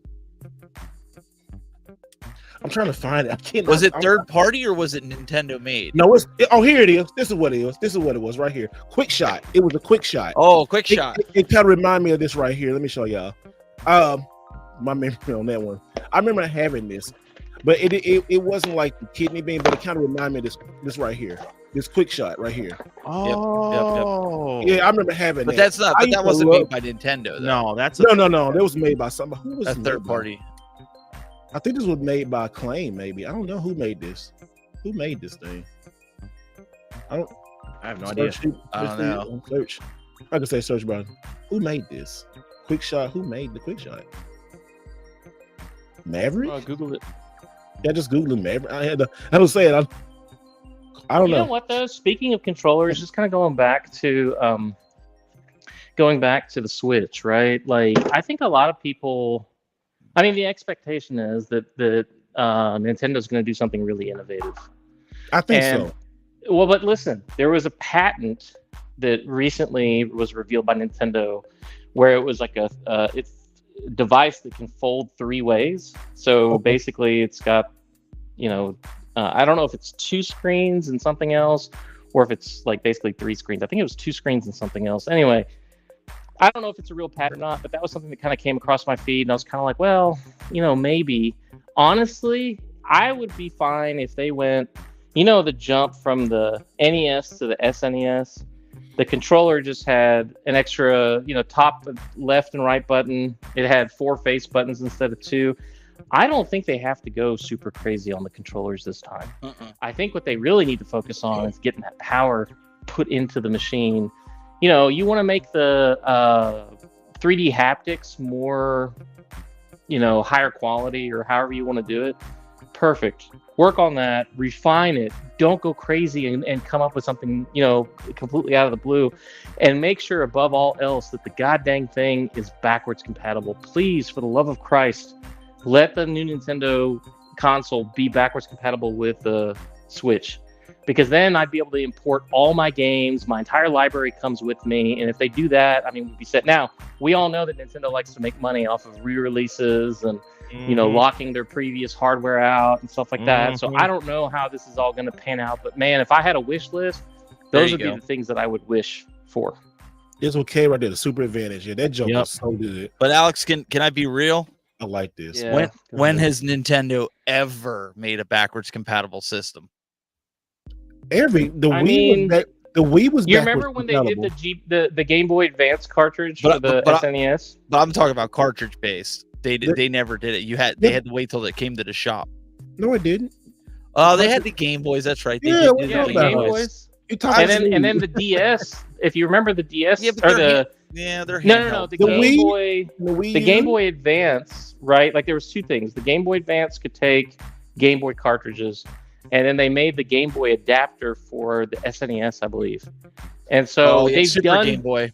The Super Game Boy. So they've done some things, but this technologically, because it's basically right using here, you're talking about cartridges, right? Look, you're talking about cartridges. Yeah, you can do the Game Boy Advance. The DS Lite. The DS Lite took what? Game Boy Advance cartridge right there. They did. So Nintendo has a history of doing that. Well, and notice that they've done it with their handhelds mostly, right? That's my point. Yeah, you put the handheld on the desktop, like Game Boy, or I'm sorry, GameCube also had it, because I have it in the other room. What was it they played? No, they didn't do a disc base. They started with a disc base with the Wii. The Wii played GameCube games, and then they cut that model out. And then the Wii play Wii games, but they don't play GameCube. So they do backwards compatibility. But if they're going to do backwards compatibility, we talk about this now on a Nintendo, I can see them doing backwards compatibility with digital games only. Now, it would be good. It would be really good if they did it like the Switch did cartridge on the new Switch or whatever it's going to be, do cartridge games. But I really do think they're going to talk backwards compatibility. Why do you say digital only? Why do you say digital? Everybody's trying to go to digital. You see how if you go to Nintendo's eShop and look at what they sell, they make money on the eShop. Yeah. They make bank on the eShop. Yeah, they're not going to put an extra slot in there so you can play your Switch 1 games if they changed it. And they also they want control. Nintendo is all about control. They shut these shops down. They ain't finna open up because people crying they want these shops up and stuff. They don't care about that. They like I said, these companies do not give a darn about it. They just gonna go out and remaster it and resell it for you, and we gonna be the dummies that go out there and buy it. We're gonna rebuy it, then we're gonna grade it. Hey, we're gonna grade it 10 times over. We're gonna buy it. We're gonna do it and grade it. There we go. Although, in all fairness, I have to admit I don't buy the re-releases. I like when they re-released what is it? Mario? No, RPG? Zelda. What is it? Wind Waker. Link to the Past. And no, it wasn't Link to the Past. The one with the Skyward Sword. Yeah, Skyward Sword. I did not pick that up. I was like, nah. I'm good. And then when they had like the triple pack, what was it? Like Mario Sunshine and like those. I'm like, I don't care. Oh, you know what though? Hey, I'm so happy they re-released that though, because 3 of them good Mario games. But when like I said, Nintendo doing that BS, talking about its limit. Did they release that game this year or they released it last year? Was that last year release? Last year or the year before even. I think it's been out for a couple of years. Dang. And they said it's going to be a limited now release. I was like, that was stupid. But you know what I was as you can see now, the game is like a $70 game now because you can't find it. You know what? Yeah, you can One find a game I sealed will say copy. that I would like to see from Nintendo. Yeah, I know it's not going to be next year, but within the foreseeable future is a Metroid Dread 2. I loved that game. Oh yeah, of We course. could get it. Yeah, but you know what? My prediction is Metroid Prime 4 is going to be a launch title with that new Nintendo to be able to really showcase the hardware and everything else. You think so? I mean, I think look, it's gonna be maybe a Mario that's wish game or list. Mario It's Kart. wish list. I mean, Like that'd be good. if Nintendo listened to me, I'd have a Metroid Prime 4 limited edition launch. Switch 2. It would be sick as shit, bro. You know what? Hey, go buy your limited edition with Mario Kart, like they do. But you know what? The limited editions they did bring out this year, the only one that was great. booty. They were great. No, but, they were great. hey, the Mario one was stupid. The Mario one was dumb. I didn't like that one. The Mario red one. Yeah, the all red one with the little thing on the back. I like that was dumb. And then, I don't care about that. One but they released this year, the one with the controllers, they're okay. The best. The Monster Hunter Rise. The Monster Hunter Rise one was sweet. Hey, but the Pokemon was sweet too. I got that one. That was really good. The Pokemon and even the Splatoon one was good. Yeah, it was too. It was good. The Zelda one was they weren't all booty cheeks. The Zelda one was okay. It's all booty cheeks. It was booty. It was booty. Oh my word. He said booty cheeks. Oh, booty cheeks. No, booty butt cheeks. I said that they actually had some good stuff. I mean, I was pleasantly surprised with the limited editions. I mean, if I don't like a limited edition, I won't buy it. I don't buy them just because I have to like them. You said that about but you can still find them. You can still find them in stores like Splatoon. You bought it anyway, son. I know a store with Splatoon right now. I know a store that has still a Pokemon Scarlet. I know a store that has tons of Zeldas. Oh yeah, Zelda I can get anywhere. Hey, is that store that by us that got all the nice, Yes, you know what it is. Yeah, I know. They always had good stuff. But you know what? I went in that store like a month ago, right? And their stock of the video games kind of like dwindling a little bit. Yeah. Have you been in there lately? Yeah, that's where I got my camera from. Oh, that's right. You showed did. Do you see how the video game section look now? Mm-hmm. It's getting smaller and smaller. They are dedicating more space to the PC. They are more PC space. So they've got the whole gaming setup. They've got a whole area and section filled with PCs and monitors and all that stuff. So they're really, leveraging that side of the gaming side. Y'all see this comment? Okay, so from Adrian. He says digital. I'm gonna put that back up. I'm sorry. Digital only is good for retro gaming. It's only good for retro gaming. It will drive prices up. The farther away we get from physical era, the more rare physical media will be. Okay, huh? Yeah. So basically, what he's saying is like, as we move towards digital for retro gaming, that means that, we're not going to have access to, a lot of these stores are going to start going away over the next couple of years that would generally house these games, as they dwindle. And then as generation continues to expand into more digital, that's all they're going to want. That's all they're going to know. They're not going to need the physical media like we do. And then the collectors that are going to want to go after the physical media, it's going to drive the price up for a lot of these games. It didn't do it for Neo Geo. Well, it did do it for Neo Geo. Hell yeah, it did. What you mean? I mean, sure you did too. So this might sound crazy, but to his point, I've actually thought about this. All my Xbox 360, Xbox, PlayStation 3, PlayStation 4, I've seriously been considering selling all that off. Because after the servers go down and you can't get updates to this disc or disk rot sets in, they're going to be worthless. And investing, dare I say it, investing into like the Neo Geo and cartridge-based games. Look at that. We got another one coming on. Look at because because they won't, except for the modern discs, obviously PS5 and Xbox. But I mean, am I crazy in thinking like that? Like getting Super Nintendo games, Nintendo 60, like more than what I already have. Obviously, I got a ton in the other room. Okay, but if I may, absolutely, I will say this. For cartridge-based games, yes, because you always have retrons. Yeah, you could do that. Now, I will say this: for anyone that's looking at collecting cartridge-based games like Neo Geo, that is a completely different beast in itself. Completely different. We don't have them around here. And a lot of folks don't. A lot of folks don't have access to those kind of cartridges. I would have to get them at a convention or eBay, and I like or eBay. Yes. The thing about it is like the population of the quantity population of Neo Geo carts just for the US is extremely low for a lot of games. There are some games that, you know, we saw thousands of copies, and others we saw 500, we saw, you know, 500 to 1,000, and that was it. Hey, Japanese base, we saw more. European side, they saw a little bit more. It just depends. But moving into that space, you're not paying for games under $150, right? Unless you're going into like the MVS carts, which are just the arcade carts. You don't have to worry about insert stickers, manuals, and all that crap. You just worry about the cart. I mean, you're probably spending somewhere in the realm between $40 and $300, and you're good.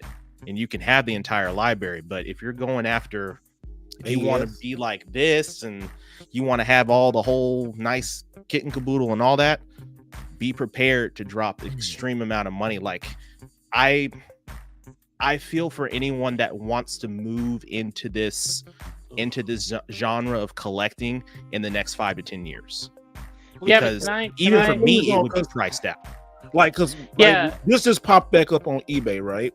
And I was like, oh my gosh, the deal I got for this was amazing. But like, even something like this, if it's sun fade, and it's Ness knows, like something like this or something like this right here. Okay, so this game right here, I just got it right. This game on like Neo store is what, $2,300? Yeah. Okay, but the natural market for this game is probably about $1,500, $1,500 to $1,800. Now, people are like, what? $1,800 for a video game? It's a different type of collecting because, and also you have to be super smart about collecting Neo Geo. That's when you were joking earlier, like, should I sell my stuff? And I did, but I didn't sell everything. I got a curated collection, like my PlayStation greatest hits I'm keeping, like some of my, it's not expensive, but some of my games I always play on the PlayStation 3 and PlayStation 2, and like just games in the long box set, stuff like that. You got to be smart about it. And also you have to make sure, this is the number one thing, make sure that you are debt free before you start doing something like this, because this is a collection that you want to have. You gotta have money. You have to have, or trade and sell something. I'm gonna make a video whole about this thing, but you gotta have cash. And sometimes games come up, like me and that's always be talking about this. Hey man, why is these games coming up like right now? But I don't have the money. Like a game come up that you really want to play. Like, okay, I said for me, instance, he did on his first mission, his first video, Mission Neo Geo, about Rage of the Dragons. I didn't really know much about it. I just kind of dismissed it when I started. Oh, this is a great fighting game, like a spiritual successor to Double Dragon 2. The Double Dragon is really Double Dragon 2, right? That game sells for like for double inserts, maybe what, $5,000 in this? Yeah, 5,000. And one came up. I didn't have the money for it right now. And it's still sitting there, but that's a thing. Like, yes, I probably would, but I'll be smart about it because I either may sell some stuff or I save up for that. Now, you can take $5,000 and buy you a Honda, or you can buy your trip to Japan. It's all about what you want to do. So you gotta be very smart.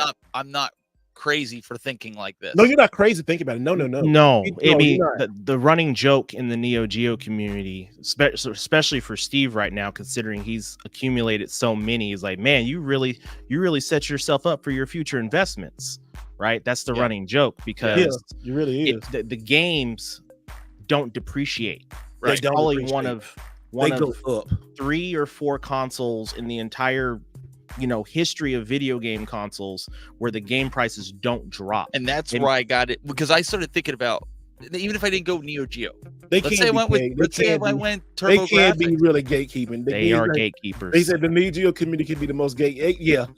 I'm trying to change that, brother. I'm trying to change it. That's what really we're trying to do. That's what definitely I'm saying. That's what I told I'm Ness. trying to change it. I said, Ness, I told Ness, I said, he's like the guru of Neo Geo stuff. When I got out, he was getting in. And in those 3-4 years, dude has been really good. It is not about what he can buy. It's about what you can add to the community. And I'm trying to do that also. I'm trying to add to the community. But yes, the gatekeeping, the jealousy, the pocket counting, the pocket watching, it's a lot of that goes on. And I get it. I get it because it's a different type of collecting. It's like a high-end collection. It's like, it's always been like that. No. Yeah, it like has. collecting cards. Yeah, it's been like that. Okay, you're right. Cards? It has. It's like buying the cars. Like you buying it's like you own the Honda, but you're trying to buy a Mercedes, basically. Yeah. Or even that, it's like you go to a car show, right? And you've got a car club, and they're all lined up on the row, and they've all got Lamborghinis. Yep. And then you come up, whether that's a Honda or a BMW, and they're looking at you like. But I remember growing up, it was like a $650 system then. Yeah. You know what I'm saying? Yeah. So TurboGrafx was the same way. Maybe TurboGrafx is one that I get. Like I already have a bunch of games for that, or even I hate to say it, I know people aren't fans of it, but Atari Jaguar. That price is coming in right around, that higher end, that higher tier, even compared to like Nintendo and Super Nintendo. Well, even the 3DO. When the 3DO dropped, that was 3DO is another one. Yeah, I have a bunch of 3DO unopened games in the other room. Ooh, but let me. But one thing about that sets all of those apart: 90% of the library on Neo Geo is amazing. Oh yeah, I have. Yeah. I mean, and like Atari, 3DO, you can't say that about stuff. You can say that about 3DS too, but like Atari Jaguar, the games are just not. Oh, Metal Slug, I'll play that all day long. Come on now. And the games are great. So when you buy, you're like, oh, I'm not buying them trash. Man, there's probably some games that people might not like. Like me, I don't too much care for Cross Swords or something like that, or some other. But I mean, it's to each his own. It's different games on there. But he's always say, that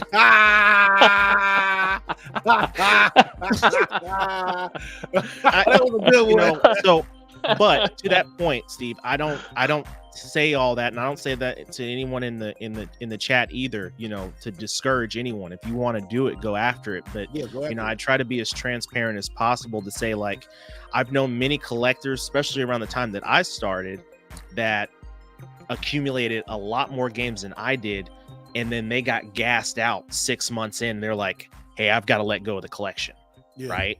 And they just sold it all. So the stigma in the Neo Geo community is like, you've got these collectors that have been in the game since 1990, and a lot of these cats bought games that are now, $2,000-$3,000. Well, they were giving those games away because games or Babbage's or Funko Land at the time couldn't sell them because no one could afford them. Yeah. So they marked them down to $20 and $30, and that's what they got them for. Yeah, they were they're sitting those on guys gold are they were grandfathered in, right? They got it, and they feel that new collectors coming like in, me. They don't know anything. I ain't no new collector. The experiences, all that. I'm like, look, guys, I'm in it for the games. Yeah, I don't want to get it. It's super freaking expensive, but it was a console that I always wanted to play. There was always that one rich kid on the block whose family had the console, never could go over there and play.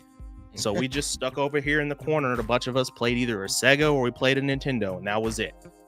So you'd walk by his house and you could just smell the Neo Geo. You'd be like, you could smell the $100 bills falling that's from more the than what front tree in the yard. None of my friends had it growing up. The only place I ever saw Neo Geo was, if you guys remember, the old arcade cabinet. That not the MVS. There was an arcade cabinet. The brown one? The brown one. Oh, and that was in a bowling. It was in a bowling alley, and that was the only place I ever played Neo Geo growing up because nobody had it. Like nobody could afford it, like you said. And so that's why I have TurboGrafx. That's why I have like 55 different retro consoles, because I think somebody said it earlier in the podcast tonight, was these are all games and systems we never had when we were growing up, so now we're buying them now. And I'm kind of at the point where my son and I, we kind of leave the certain PlayStation games on the shelf because we're never going to play them, but it's more of a collecting thing. But there was something. That's what I'm thinking. Like maybe I just take a lot of that stuff, But before you dive into the Neo Geo, just know if you're gonna dive into it, it's a commitment. You gotta see what you're gonna do. You could anybody can get most people get a system, right? You get a system, get a BIOS chip on I'd it. get it recapped right away. Yeah, no, you don't have to get a BIOS chip so you can play like have the English text, because usually the Japanese system is going to be cheaper, right? But then hold on. But if you're going to collect for it, you got to know if you're going to do like try to do complete in box, or you're just going to do MVS conversion. Or I want the system. As I'm weird with that. I want the system complete in box. I know it's going to be pricey, but that's all my systems. I got the Jaguar complete in box. Go for that too. If you get let me ask this question: if you got the Neo Geo, right? So let's say you find a complete in box, and now you're ready to go and you're ready to start collecting games. Do you want to go for a full library, or do you want a handful of games? So I like the challenge of trying to get a complete set, which is why I'm doing the NES collection. Ooh. I think the first thing I would do is buy a multi-cart. And that's what I would play. It would stay in the system because I wouldn't want to be pulling it in and out and messing the pins up. I do that now with my consoles. They all have multi-carts in them. And then I would keep the games like you guys are doing, keep them on the shelf like I do all my other games. I don't want people handling them. I mean, you guys have showed it many times on the videos I've watched. They're hard plastic. Somebody drops one of them. Now, I don't know how they could be very tough, but they tough. Crack. They could crack though, They right? are very tough. If you fall on your toe.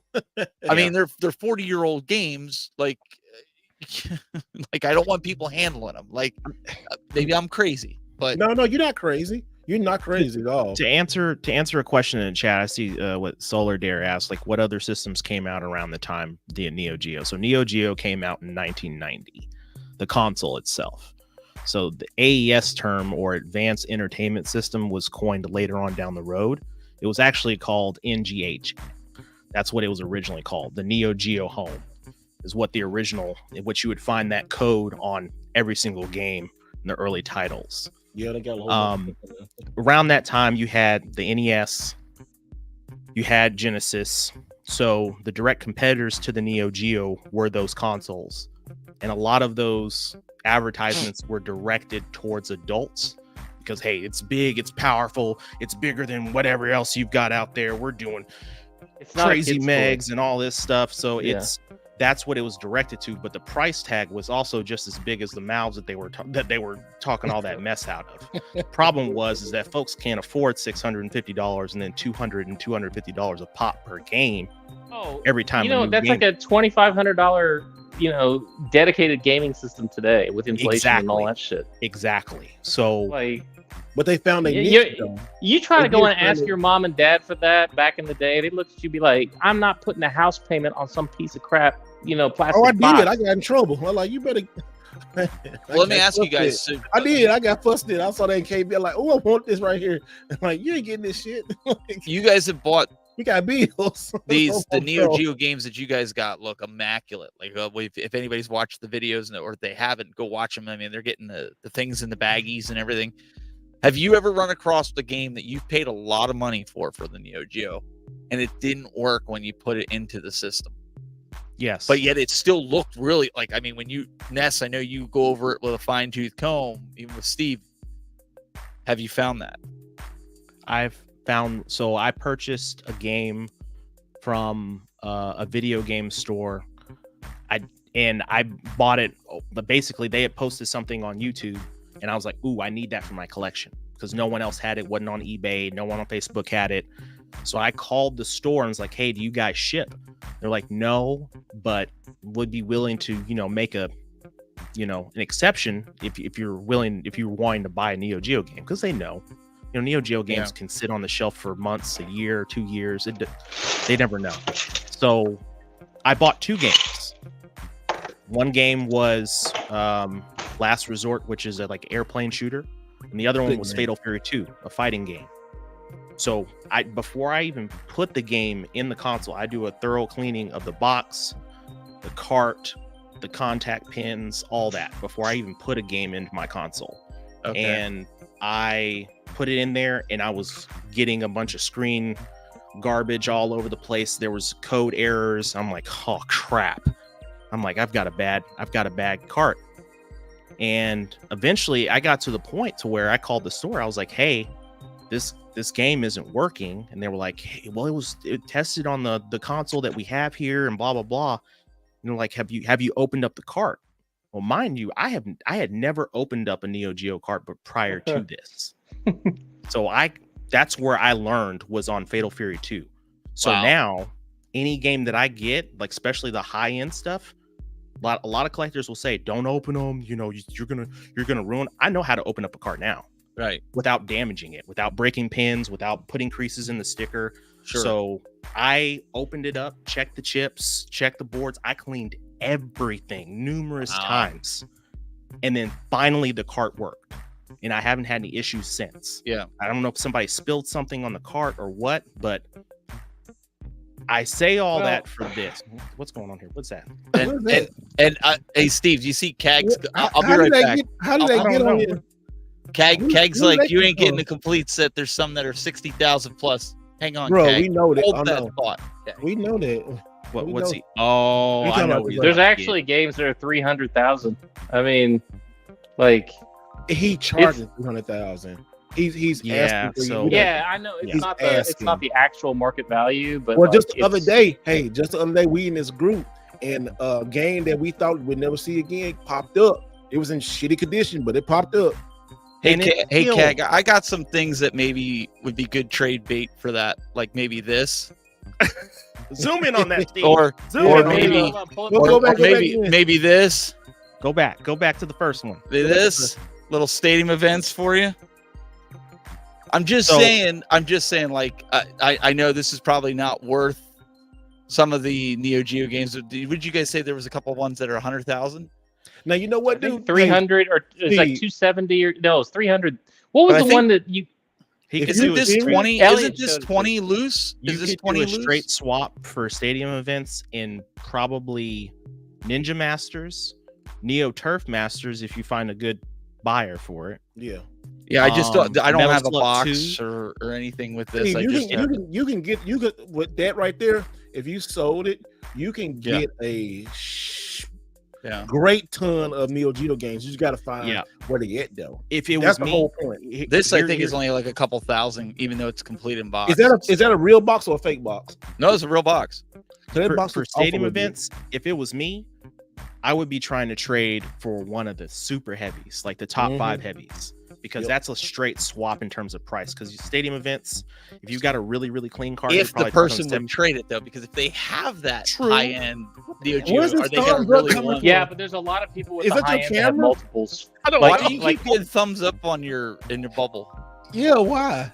I don't know why it's doing that. Okay, let me stop putting my hands in the screen here. Hey, do that again. What happens? I'm just saying, like, I have a few. Is that your camera that does that? Yeah, because it's not doing it when I do it on mine. I'm not doing it. Oh my gosh! If y'all not watching, I think it's my camera. Do it again. Listen, if you're listening on audio, you got it. That's awesome. Y'all gotta go on YouTube. You gotta do one thumb though to get the bubble. What? I didn't know your camera did that. I didn't know it did it either. I don't know what's going on. Do one thumb. Love it. That is amazing. I gotta see if my camera got that software and do that. I didn't even know. That's funny. That is. Are you using the NVIDIA Studio by chance? Me? No. Okay. No, he just got a new Sony A7. What you get a A7 what? A6600. Okay. Oh, by the way, just quick update. So I've got like mountains and mountains of stuff. I have literally moved so much stuff. I'm like 1 or 2 moves away of stuff to be able to actually get my downstairs. Copies? No, listen, to get my downstairs redone into a studio. So once that happens, so I'm gonna be hitting you guys up for like what kind of camera. So how many copies of stadium events do you have? How many copies of Little Samson do you have? It's funny, right? Like you don't have. Wait, he doesn't have. No, them? I don't have them. But he's still my beating heart. No, but listen, you know, a lot of the stuff like you guys have been collecting. Like my collection is weird. It's not. No, it's not weird. It just got a lot of shit that you see you've been buying since what 2001, 2002, and you just took out. Oh, I mean, you know, you took some stuff out. You took the Gear stuff out. You took some Xboxes out, but all the other shit that you got to play out of, you got like a. You sell all your stuff. You can get a whole Neo Geo full collection. Yeah, I mean, and I don't need to collect everything. The full collection. I don't know about the whole collection, but I could probably. But see, that's the thing. Like, you guys collect, and it's like I've consciously and purposely told myself, no, do not go down the path of Neo Geo, because if I went down that path, I literally would have to have a full collection, which would be, you know, $1 million plus, right? Like, that's not.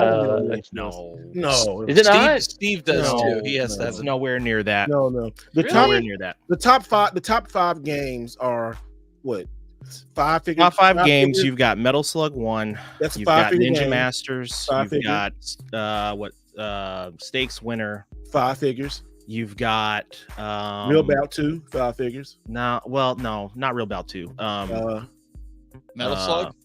Metal Slug. What is it? 2? Metal Slug. Yeah, 1. Metal Slug. So 1 and 2. Ninja Masters, Stakes Winners, Neo Turf Masters. 5 figures.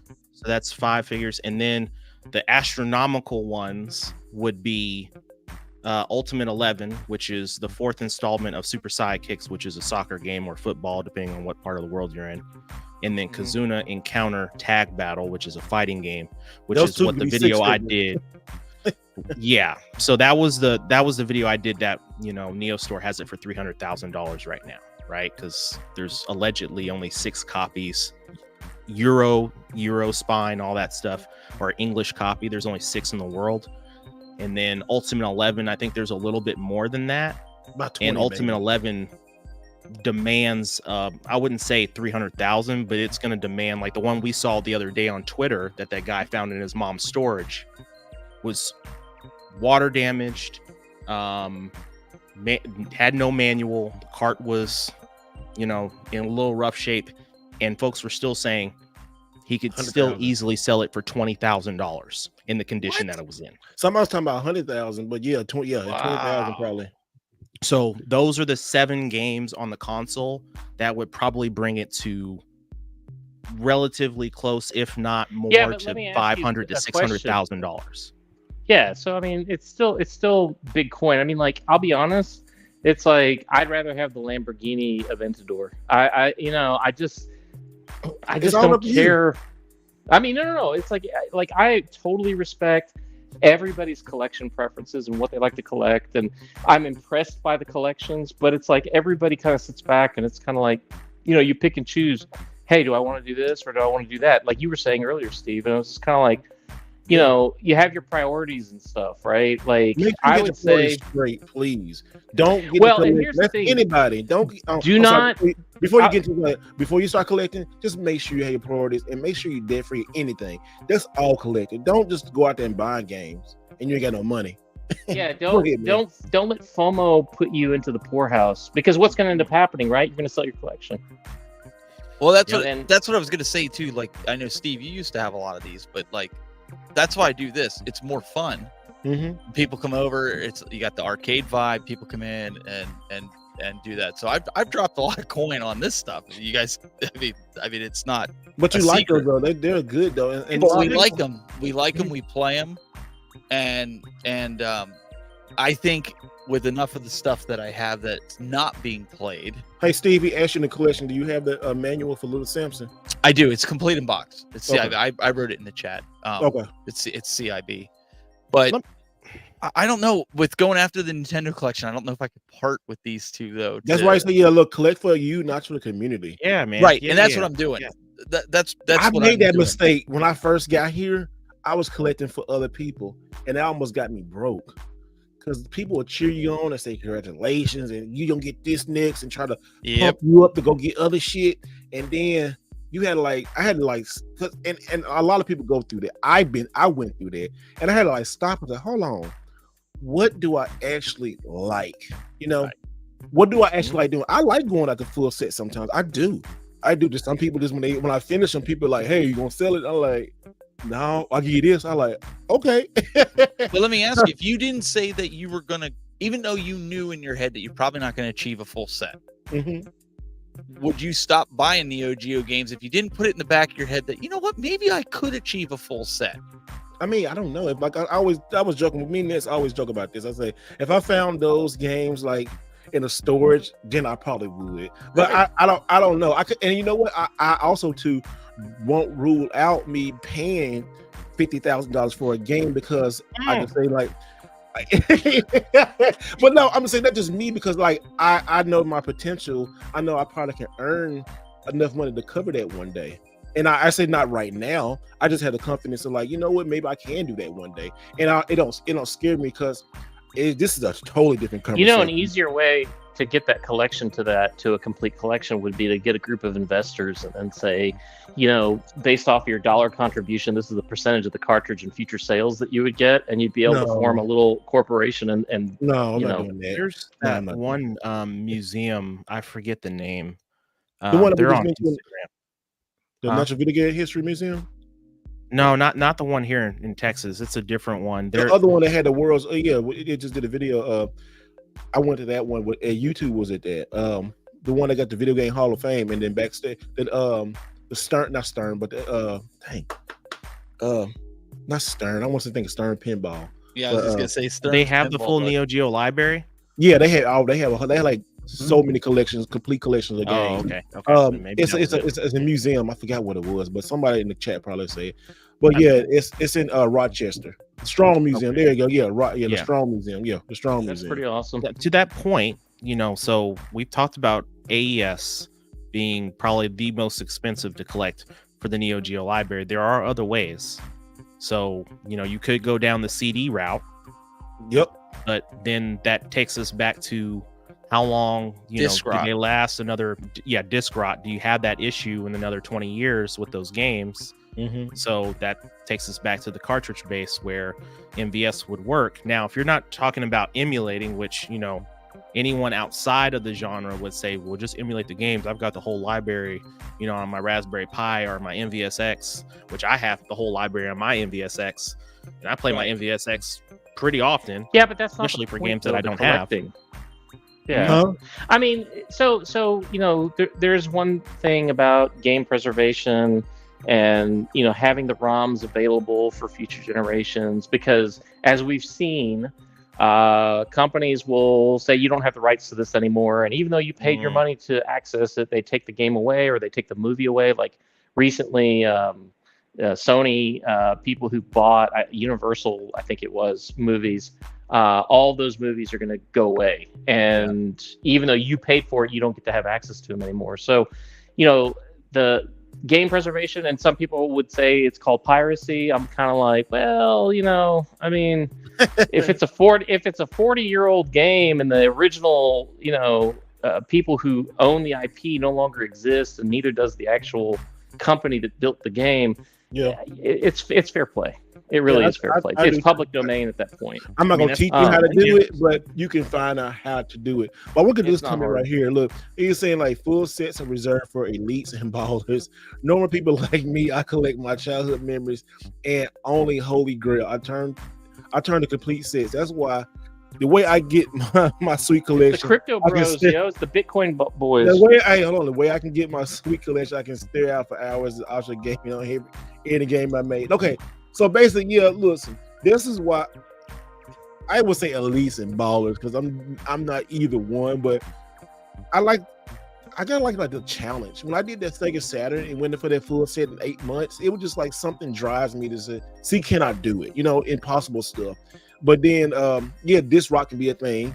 But now when I did the PlayStation Pursuit, I have a different aspect of it, because I'm like, hey, if you just go after subsets of games, you get the best or consider the best of a certain system, that can be great. That can be more achievable for somebody else, because a lot of people are not going to try to get 1,300 PlayStation 2 games, or like 1,000 PlayStation 3 games or something like that, or over 1,500 PlayStation 1 games. I mean, some people out there trying to, or like over 800 or 750, what 750 to 800 like Super Nintendo games complete in box. A lot of people are not going to do that. So normal people can make, hey, maybe I get every game made by Capcom or every game made, the black box game on Nintendo, stuff like that. That's more achievable, Yeah. Can we address this?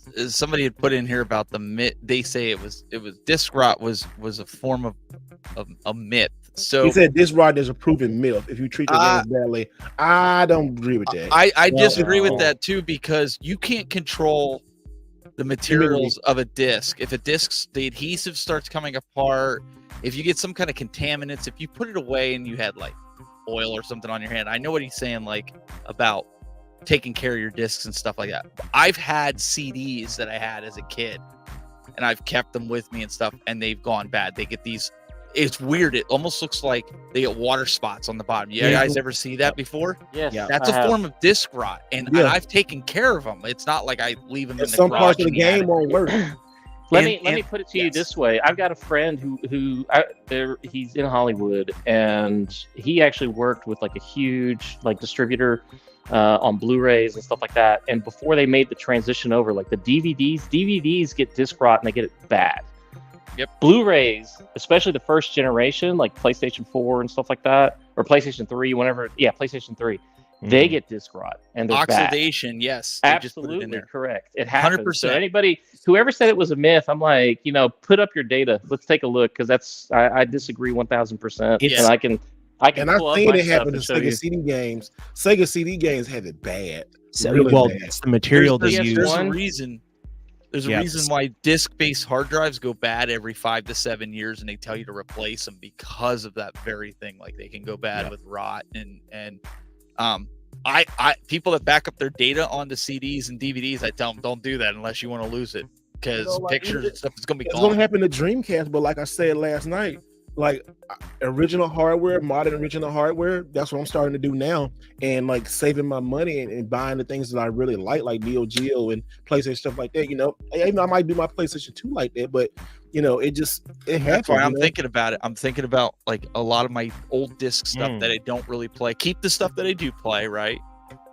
But to your guys' point, like I don't want to keep it around to where it's not valuable anymore, to where I can't get a return on the investment to get the other stuff that I want, right? Yeah, it's kind of one of those slippery slopes too, because depending on what you're collecting for, you may just be collecting just straight disc-based games, and then you could potentially run into that. I know collectors who have sealed Sega Saturn games, and they heard about disc rot, and they like, what, I'm gonna go ahead and take a chance and just open it up, and it was already damaged. It was already damaged. I was like, it's sealed in plastic. Like, was it in a warehouse somewhere? What was going on? Yes. Another thing is right here.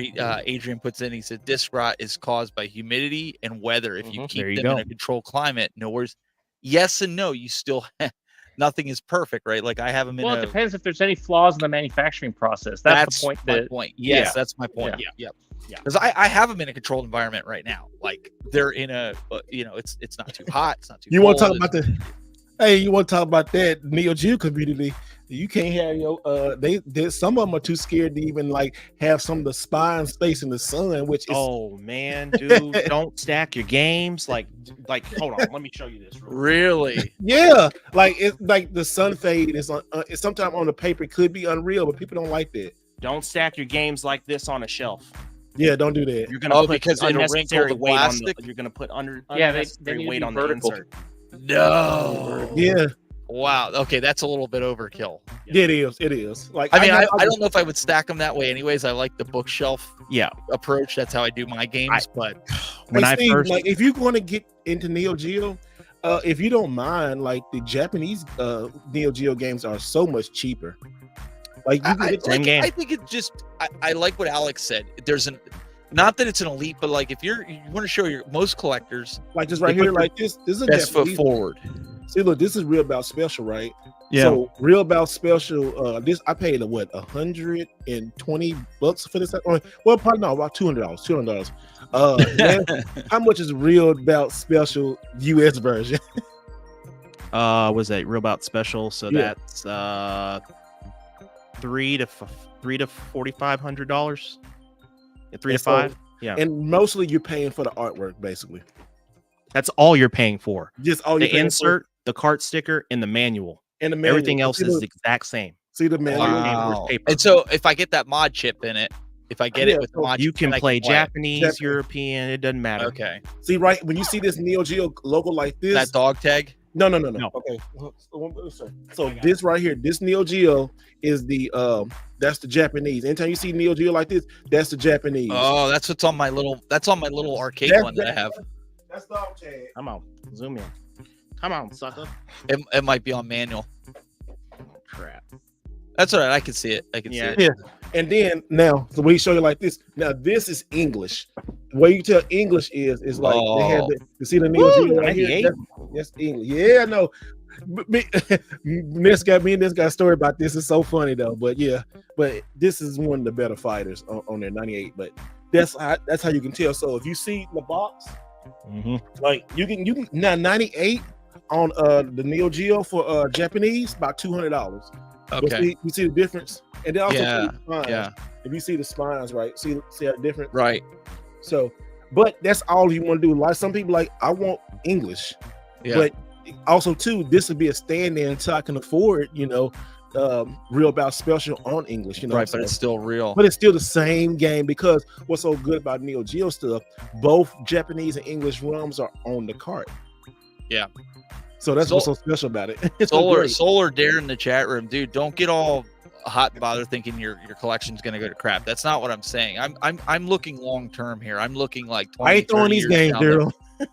I'm looking at Yeah, 20, 30 no. years down the road that disc rot's going to take place in these games. I'm not talking about like Just enjoy your games right now. Don't I'm not Well, talking about the and- next year or so. So don't No, take and it more that way. importantly, it's you got to be careful where you're buying from and who's selling and stuff like that. And I think the point was that just because it's a sealed title does not mean that it is impervious to That's Right. damage. 100%. Yeah. Yeah, that's why I said I got to. Yeah. That, I just got Unibuy. Matter of fact, that video's coming out this Monday. I'm finally dropping that video about like doing your switching over your Neo Geo to like putting this on there. So yeah, definitely I'm doing. I that. want to get the gold one with the handheld in it that looks like the. I I like- I go think that ahead. looks cool. I think it's like cool. it. I think it's cool. It's nice. A lot of people don't like it because it was kind of a botched product. It was. It was but it's- halfway done, but it's still but it's cool. rare. It to me It's that not makes it a rare. commodity. It's not. It's They not say, rare. they say it's limited. It was limited edition. It's so it not was rare. kinda- It's not. It's nobody wanted it. People, Oh, nobody- it's like no, Nobody wanted it. What the Neo Geo community wanted. Everybody wanted a new AES, and So well, when it first got announced, I really wanted one. Like I was like, "Ooh, I'm about to get one," and they released 50 $600 games. bucks. Yeah. Well, was it $600? No, No, it no, was it's like 600. 300. It's 600 now. It was 300 or something. Oh like that yeah, when it was first 3. came I out. was like, I No, was you like, I can don't remember still- being that dude, high. You can get one for like $250 on eBay. I'm looking complete in box. That's what I'm saying. You can get one complete. Yeah. box for like I've seen them $300. cheaper than that. Yeah. Wow.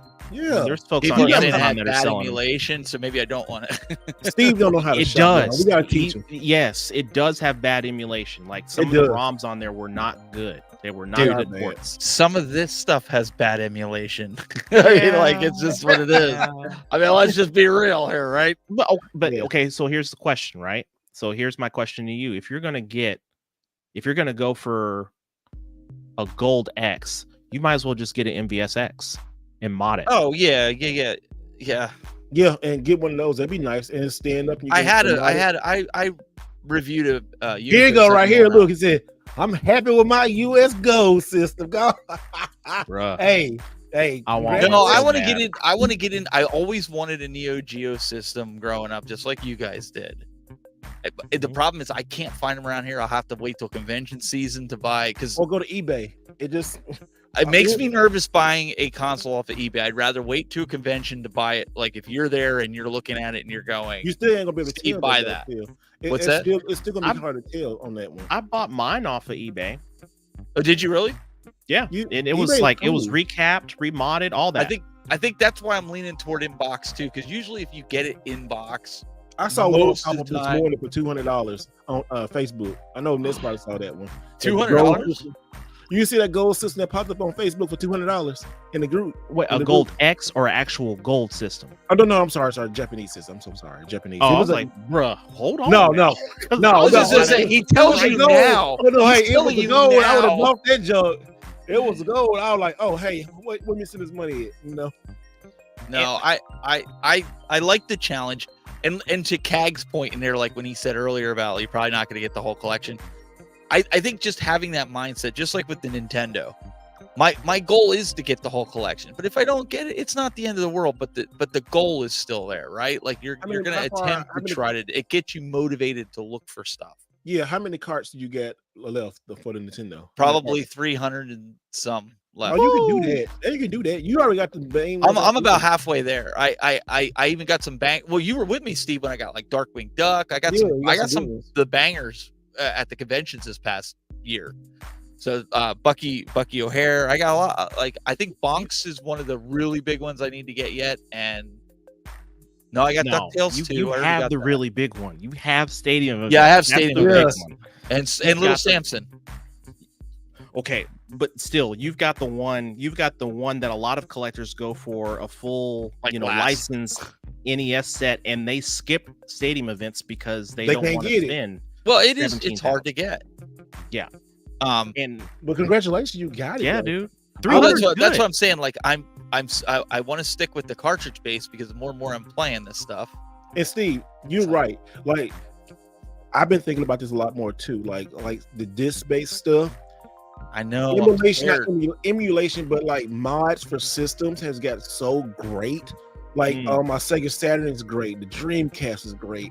The PlayStation 1 is amazing. The X Station on the PlayStation 1 is freaking amazing. And I don't have to so when I get a collection of PS1 games that, I get the ones that I want, but I can use all that for trade, especially if I got it for a good deal. Like all of these stuff now. So like Neo Geo, you can get emulation is still a good. You can get the Neo SD from Terra Onion. You can get that. And it works really, really good. But like you gotta I chose just to like say, you know what, I'm gonna see how big I can get this AES collection. First I just wanted to get everything I had, and then now, it's not out of control, but I'm like, okay, I'm gonna keep on going. But Steve, you can no longer call me rich again. I'll say that. But Steve, 20 years from now, this is my fear. Like we're all saying, like enjoy your games. Everybody in the chat room, we're saying enjoy your games, but 20 years from now, you're gonna put that PS3 or PS4 game in your system.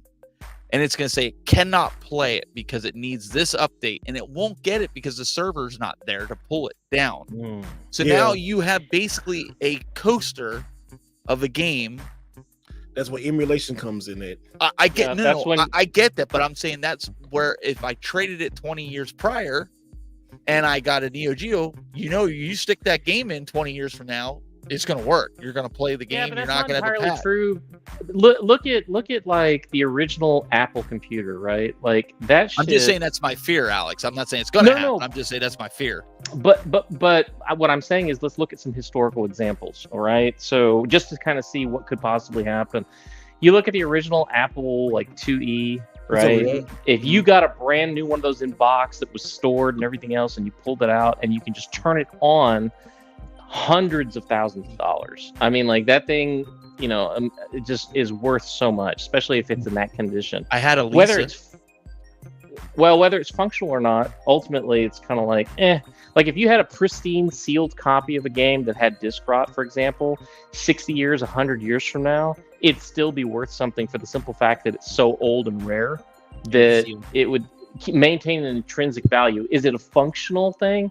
Not necessarily. Can you, put it into a system and use it? Not necessarily. But I think that there would still be collectors, because you have to remember too, right? Like there's always going to be a generation of collectors. Like the people who bought, just look at Star Wars, right? Like the original Star Wars toys. When those things came out, and there were people back then who collected those and kept them like in pristine condition, whatever.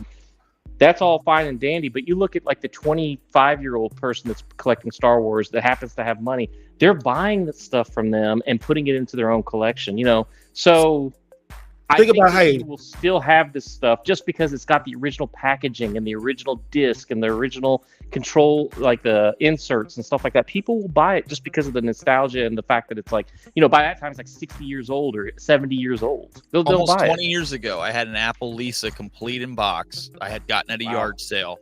Wow. And I needed money for books. It was my last year of college. And I needed money for books. And somebody offered me $1,000 for it, and I was like, "Yeah, sure." So I gave it to him. And the box, the box had duct tape on it. I mean, it wasn't like perfect, but he was a collector. But I bet you that thing's probably worth. Hey, I'm trying to get this, y'all. Look, I'm still trying to get this bad boy. Are you really?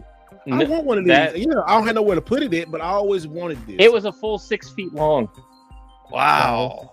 How much is it going for? I can't make it out. What is it? $1,500. $1,500. It goes around about $500 to $1,500. I always wanted this. Look up the Apple. Look up the Apple computer that Steven was talking about, just to see what the price is right now. I'm curious now. Apple Lisa. Yeah, I don't know what. I bet you the one gentleman in here. I haven't looked at it. The one gentleman said it's really expensive in here. I can't even find it. So let me ask you this, Steve. So let's say you buy an AES tomorrow, right? And you could only pick 5 games, 5 legit games that you want for the console. What 5 do you want? I would have to go with one of the King of Fighters at least for one. Okay. I think I would probably look at what a lot of the games are going for, the price, because obviously you're spending that big investment right in the opening gate, getting the system. Try to find the best games that I can get based on things that I like and whatnot, between $200 and $300, and try to get that right out the gate, just to get a couple games hands on. I'll be honest with you, even with my little MVSS that I have in the other room that I have hooked up to as a console, I mostly only play King of Fighters and Metal Slug on that out of all the games that I've, so I'm not well versed. Like, I watch your guys' videos. I'm not very well versed on the Neo Geo and notifications that pop up outside of the fighting games and Metal Slug. So there's a lot of. Huh? Oh, I play all the Metal Slugs. I even have them here on my. I'm saying you got to know which one you want. If you want to buy physical, which one? Oh, yeah. When you say Metal Slug, it's I know that expensive. I have Metal Slug. I think it's 1 through 6 plus Metal Slug 10 or X. I have that here on the At Games. And we play it all the time. It's a fun game. It just when you go great games.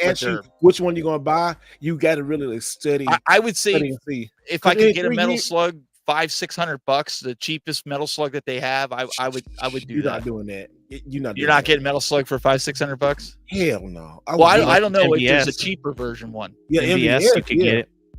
Like, I got a Metal Slug 2 on MVS. Even the Japanese what about the Japanese version? You lucky to get a Metal Slug for like $2,500. I have a question. Really? It doesn't matter which one. No, 4 stars the cheapest one, and you look like maybe if you lucky on a good day. Well, stadium events, 3,000. Stadium events. It was nice. It was nice knowing you. Metal Slug 1 Japanese ranges between $8,000 and $14,000. Oh, for which one? Metal Slug 1 Japanese. That horrible copy sold for like 9,000, didn't it? Hold on, that's what that horrible copy sold for, like what, 8,000 or 9,000? Yeah, and then they backed it out because they found out it was a conversion. It was a conversion. It was a conversion. Oh, yep. No wonder they cracked open the cart and they noticed that there was solder burns on the back of the chips. So someone had converted chips from an MBS cart. And try to pass it off as real. Fatal Fury is a good one too. I see that there. Samurai Showdown. I played that. What's the Canadian market like for Neo Geo? I mean, I know that there's a limited number of people globally that actually collect to the high level, but does anybody go to the Mexican market or the Canadian market or whatever? And do they have like their own, collectors and stuff of the North American versions of those carts? The Neo Geo market. The Mexican market is really big with MVS carts, huge. like Really? huge. Okay. So they love arcade. Mexico is really The popular for arcade arcades. scene is huge It's in huge Mexico there. for Neo Especially Geo. fighting. But is yeah, that more? mostly Is that more fighting. candy cabs though in Mexico? No, it's like the big reds. It's Oh, like is a it lot of really? those. Yeah. Yeah, it's like the Oh, big wow. reds. Yeah, Okay. because I've dealt with a couple of Mexican sellers for MBS carts. And they get like massive, like they've got hundreds of carts. Well, So to it's- that statement, there's a big rumor that 2024 that Arcade 1-Up, now that Unico does not own the SNK license anymore, that Arcade 1-Up is going after it, and they're going to put out a Neo Geo Big Red machine next year, the same size as the Big Blue, with wow, Why, Alex? he's getting all excited. I'm just telling you. I know it's Arcade 1-Up. I'm just telling you though. Yeah, it will sell. It will sell. It'll sell. People want it. I know where I can go get a Big Blue with, and I same the same Neo Geo people that collect will want to pick up every version of that, and they know that. So I have a feeling that they'll probably make sure, like the controller, the joysticks and like everything else is going to be quality. They're not. You don't think so? They might put Sanwa or Haps in there if they do like a deluxe or they. I see them doing Haps. I don't see them doing Sanwas on there. No. Well, if they do Pro, they will do Sanwa because the Killer Instinct had Sanwa in it on the Pro. Did it? Yeah. Or were they Sanwa? Were they legit Sanwas or were they like replica? But it was, what I'm saying is Pro was going to be a premium. Though. That's what I'm saying. This is going to be a premium version of, like, I think it'll be the next upper tier of the 1-Up cabinets, because the 1-Up cabinets, let's be honest, a lot of them are trash. But it's like maybe they'll be like, because it's like if they came in and said it's going to be $1,000, for the cabinet with the Neo Geo stuff, and they used better components, built it out a little bit better. Like, I can see that selling because they know the market that they're aiming for is the Neo Geo collector. So let me ask this question: is it the full library, or is it just going to be like, oh, let's put all the Samurai Showdowns? Well, and then so I think we're going to put all this. I was just going to say, I think they're going to. If I had to guess, you're probably going to get 12 games, and they're going to do like multiple cabinets. But here's the thing though, they did a Supreme cabinet that was a couple $1,000s. That's the size of like your traditional, like you and I own, right, and Steve owns. And it sold. They did a limited run of these, like they did like 1,000 of them, and they sold. Yeah, look it up. The Supreme. They even did one for 7-Eleven. Yeah, they did a couple of those. They had a Mortal Kombat one. They had a Street Fighter. They had a Mortal Kombat and Street Fighter. I can't think of the other ones, but it was like a limited edition by Supreme, and it commanded a high price. And it was like a limited edition. Those sold out. I don't get the Supreme brand. I don't understand it, but they are like a luxury top tier, like I guess sneaker hip hop. Check our chat on the Yeah, I'm looking at it right now. Rec Wizard, he's asking, Neo, I have a Neo Geo question. What's the holy grail, the most expensive CIB Neo Geo game in existence? Right now, I think CAG answered it that would be Kazuna Encounter as it is right now. If a good copy of Ultimate 11. Yeah, so a good copy of Ultimate 11. I don't have a clear price on that, but we've seen a really crappy copy come up, and it wasn't even complete, and folks are estimating 20 grand. So I can only imagine they still they're still talking about it. So I can only imagine that there's probably two games that are roughly about the same, but it's all because of supply and demand. Each game probably has, I know Kazuna probably has roughly 6 known copies in the Euro version available worldwide. And then Ultimate 11, I think there was a little bit more, but a couple of cases. But, it still demands high because those two games alone are extremely, extremely counterfeited. So you'll see a lot of different conversions out there. You'll see there was a lot of folks in the 90s that were passing off fakes as real, and folks were falling for it and paying thousands of dollars. So, I try to, like my new series, as I start talking about some of the more expensive games, I'll be really going into depth and showing you all, like, hey, this is how you spot this particular fake because this has an error in the insert. Here you go. That they do, or there's an error. You should buy a fake and so that you can do it in a video to compare it. Like, you know what? I actually plan on doing that. I actually plan on buying a conversion of Kazuna Encounter. this game really right cool. Here. I plan on buying a fake version of this game and opening the card up on video. Yeah, and show people like I would be interested in this game right here is they want $299.99. I'm gonna go ahead and buy it. Cow. I told you there's a $300,000 card. So let's look at some of these games, right? Okay, so this is Neo Store, right? This is one of the most reputable places to buy, but a lot of the stuff is expensive. It's super expensive. So look, I went down for like most expensive to high to low. So you see the prices on here, like Double Dragon AES, right? $16,000. So bad. I want that game so bad. I just $16,000 for this. It's a good copy too. It's too a high. Very good copy. It's too high. And rent's too high. Too high. Too high. And then right here, the Real Bout Fate of Fury English AES, $13,000. Look at that. I had an opportunity to get this game earlier this year. If you find like an old MVS arcade cabinet that has the cartridges, can you take those cartridges and play them in an AES machine like you guys have?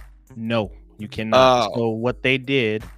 So what SNK did was the boards are the same, the chips are the same, the contact points are different, right? So actually back in the day, the MVS carts were actually more expensive than the AES carts, right? So instead of, the arcade folks taking the AES carts and dropping them in the machine, they changed the contact points. Now you can buy a converter. Yep. So you just drop that in your AES, and then you can place your MVS cart in there. I know people that do that. I don't have one, but is it expensive for that, or no? It's like like $150. Yeah, they're cheap. Or you can go. They did that. You remember the SNES was like that. The US SNES versus the Japanese SNES. Well, you had to have the reason I'm asking is I have a friend that has some Metal Slugs of that, and I was just thinking. That's all. Just thinking. Okay, look at I bought a Metal Slug 2 MVS cart at Retropalooza this past year, or actually in October, for $60. Yeah, that's what I was gonna say. My friend has it, and they offered it, but I was like, I don't know if you can play it. Hey, Steve. So remember you was telling about like the Japanese games? Yes. This one you seeing right here. This right here is $145. Yeah. But I mean, like that's high. Yeah, but yes, it's expensive. You can go. But you know what, though, Steve? Cheaper. Yeah, Steve, just from the Nintendo games I bought, I'm not afraid to drop $400 or $500 on a game. No, I know, but I've done that. To the average collector, a lot of people are not going to want to pay $100. No. Mad about paying $50 for a game. I'm just saying, this is a different world. If you want, again, it goes back to what Alex said. If you want the Lamborghini or the Cadillac of video games, you got to be willing to pay for it, man. Like if that's what you're gonna set your sights on. So English copyright. This is no case. This is 200. The no case on here, which you can probably find. It's kind of hard to find a soft case. How are they? $288. $288 with no case, right? But this is on here. You can find it cheaper on eBay. Is there a bigger difference? 3-count bout, a wrestling game. Look, the wrestling game, 3-count bout, $365. What you about to say now? Is there a difference in price if you don't get it complete? Yes. Is it drastic or is it like drastic? Is it really? Okay. Yeah. So if you just get the cart by itself, like some people I know who collect AES games just get the carts, and the carts are just cheaper to get that way. They have a whole bunch of carts because they just want to play it. But most people who collect Neo Geo want everything because I want to I would do complete in box when you're getting that high end. Steve, go out of this real quick and then go down to Aero Fighters. One that's 30,000. Yeah. 30,000. It's only 30,000. Right there, up top. Right. Oh yeah, Aero Fighters 3. Yeah. Okay. So here's a funny story for the chat on this one. It's $30,000 game for a quote unquote allegedly real, authentic Neo Geo game. If you look at any Neo Geo AES master list, this game for an English version is not available. Why? Because there isn't a authorized person from SNK or documentation saying that this game was actually released from SNK for an English version. Now you can find a Japanese version of this game, and it's called Sonic Wings 3. So there's a huge 180-page thread on NeoGeo.com. And don't go there. Don't go into this thread. It is a cesspool of toxicity, if I could ever say it. I go on there just to roam and listen. I don't post. They hate me. Oh, they Why hate do they hate? Why do they hate you? like I him. hate you. They hate not I'm a like him. YouTuber. I'm a YouTuber, and I'm a YouTuber, and also too, they think I'm gonna buy all the games up and then sell it for a huge profit. This is what They don't like in I their hope mind. you do, Steve. And also too, I can't wait to see you in your Lamborghini. I would actually get I wouldn't get a Lamborghini. I would get a GTR. I wouldn't get a Lamborghini. You give me a nice white GTR. Like the GTR at this point is like old in the tooth. They need to come out with the new GTR. And I keep hearing rumors about that car, and I'm excited, and I can't wait to see it. But that's a discussion for another time. So Ness, is what Steve's saying is, in about a year, you're going to have all his Neo Geo games because he's going to sell them to you, and then he's going to go buy himself a Lambo. That's what he's going to do. Because I have all his games except for. He do. Yeah, He do have you're all not the a games. baller He until do. you have duplicates. You gotta have I'm duplicates. just kidding. That way you've got No, one that you store and one that you play with. No, I like. No, but it's like, you know what I would love to do? I regret it selling like in 2019. I sold like 2018. I mean 2019-20. 18 and 19. Yeah, 18 and 19. Yeah. I sold all my Neo Geo stuff. I had like 30 games.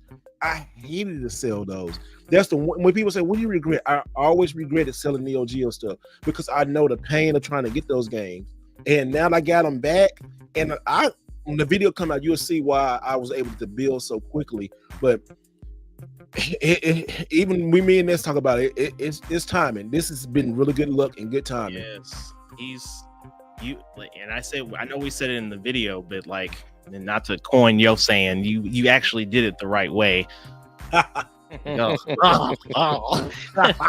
did you get rid of shakes every time I say it? Did you get rid of a lot of your PlayStation 4, your PlayStation 3 games? And I did, but see, and I'm not gonna give away the video, but don't give away the video. It's not in the video, but back last year, a store was closing, and I probably bought about like $200-300 200 to 300 copies of like PS4 games and stuff like that. But they were like new, and I got them for like stupid discounted pricing. And that was like I was using that for trades for so long. So I had a lot of games because the store was transitioning over to board games, and they just like, hey, just get what you want. We give you a good deal. Oh, I remember you bought that big.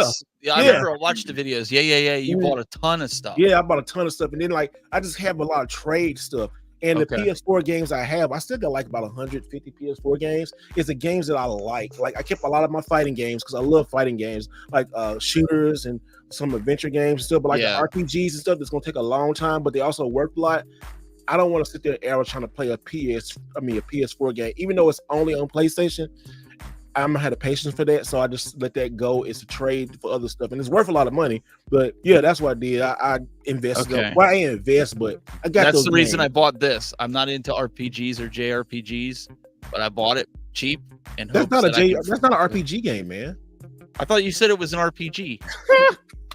I know nothing about the game. It was $11. That's why I bought it. Pop it in the system and play it, bro. It's a good game. It's Pocky and Rocky.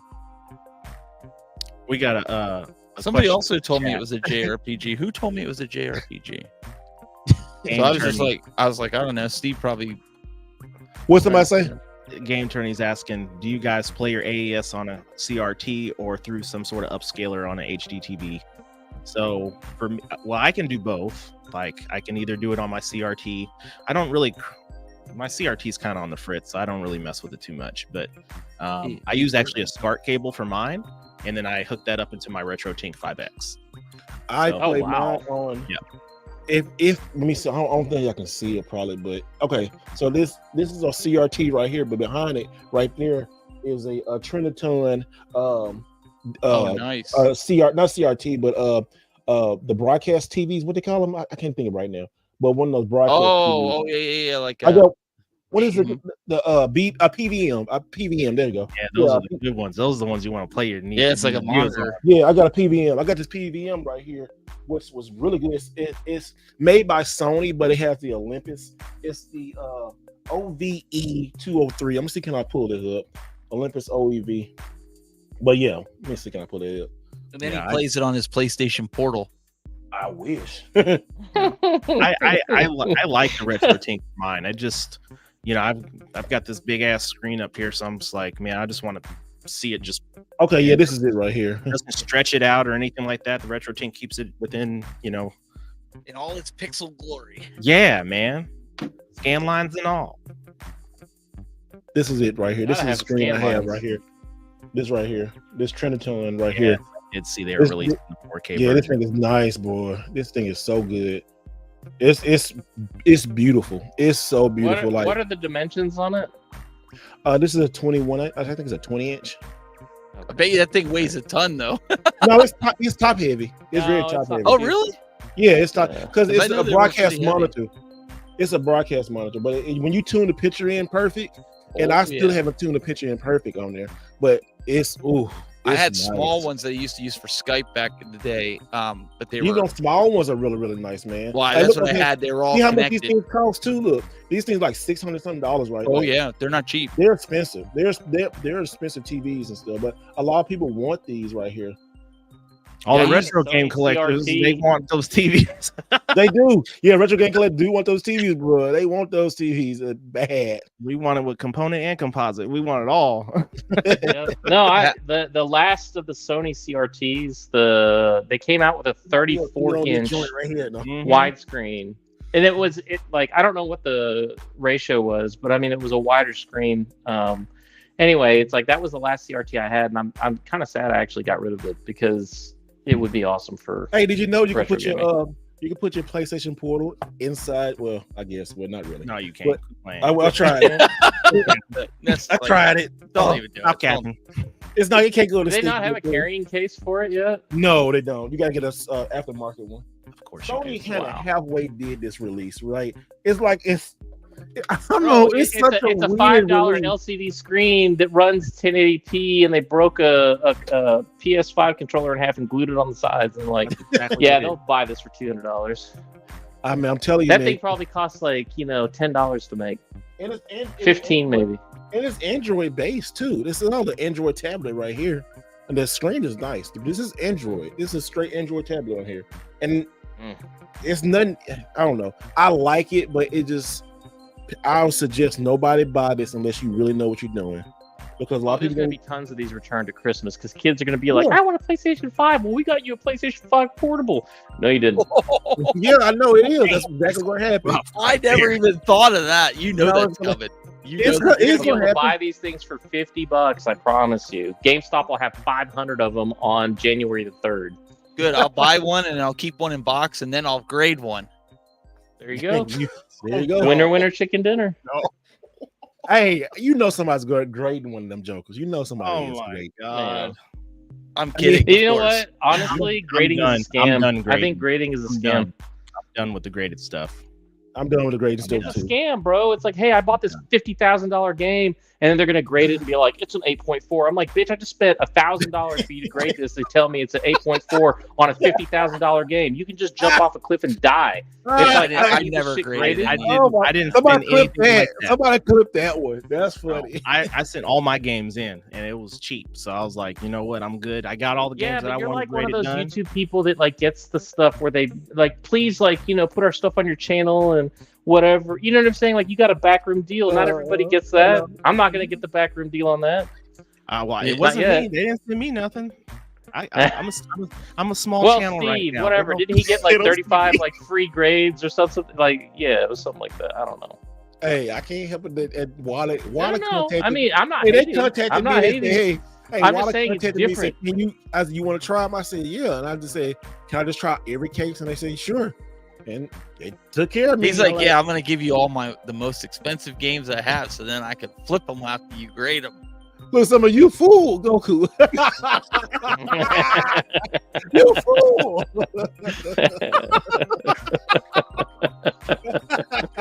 Oh my god! I just heard it in my head as soon as I know. You fool! I gave you one last chance to live.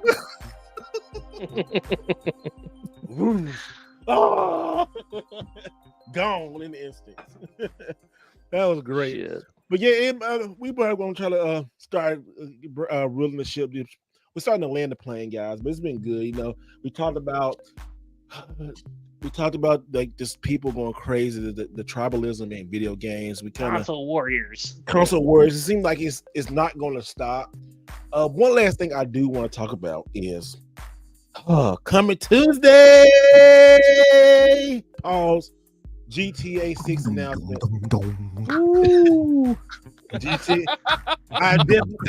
is going to be the game of the year for next year. I'm going to be like Reaction Wizard. I'm going to do a react to that. I'm going to react to that video. But no, what do y'all expect from GTA 6 this year? Or what do you hope for? Everything under the sun and then more. Yeah. What is it? Times 10 times infinity. Everything. This game been in development for it hasn't. Well, this is what game 10 years in the making. We didn't seen 15 different versions of Grand Theft Auto 5. I don't need 20 more. I need 6. Oh well, now, hang on. We got the greatest hits. Was it last year? Was it the 3? I mean, don't get me wrong. That if was they wanted bad. to bust out like a remastered San Andreas, I wouldn't have been against it. Like, I love San Andreas. That's my favorite. that re-release. Yeah, you got to be careful of that. Like, I know. Because they outsource all that stuff because they have their real team working on GTA 6. So it's kind of like, What do y'all hope for GTA 6? We saw the leaks like in the beginning of the year, right? Well, so one of two things is going to happen. Either it's going to revolutionize gaming, like GTA 5 kind of did, right? Like where it raises the bar in terms of how an open world game is done, how the narratives are done, how interaction with NPCs that are main story, side quests, etc. Either they're going to knock it out of the park and set a new standard, or we're going to see that the torch has been passed to another studio at this point, right? So I have high hopes. I think that GTA 6 is got to be the biggest game coming out next year, hands down, both in terms of the actual production costs, but also the fan response, because people play GTA 5 online religiously. I mean, it is there to stay, and there are people channels on that. Absolutely. Channels. So I think that GTA 6 has a huge possibility of being an absolutely large and amazing game. I hope that, because you remember there was all this controversy about how big the main campaign was and how they're going to be releasing stuff in seasons, and then it was like, is it a games as a service game? So I hope they answer all those questions and kind of keep in the same tradition as the previous GTAs, but just bigger and better. That's what I want. I would like for it to be on next generation Nintendo system, whatever it is going to be. I would love to see, since they dip their toes in the water with GTA and Rockstar is dipping their toe with the Nintendo system again, which is cool because they see it's money there, and so I really hope to see that. Also, I really hope it's a badass collector's edition. I mean, talking about like amazing collector's edition. The last couple of CEs have been weak. I'm not gonna lie. They've been weak. I mean, GTA 4 CE got the little lockbox and stuff like that. GTA 5 CE. Who had the money bag? Yeah. Was it 4 that had the money bag? I remember the lockbox for 4. Maybe you're right. It did have a duffel bag inside the lockbox, I think. Okay, it was something like that. Yeah, but I really hope so. You know what?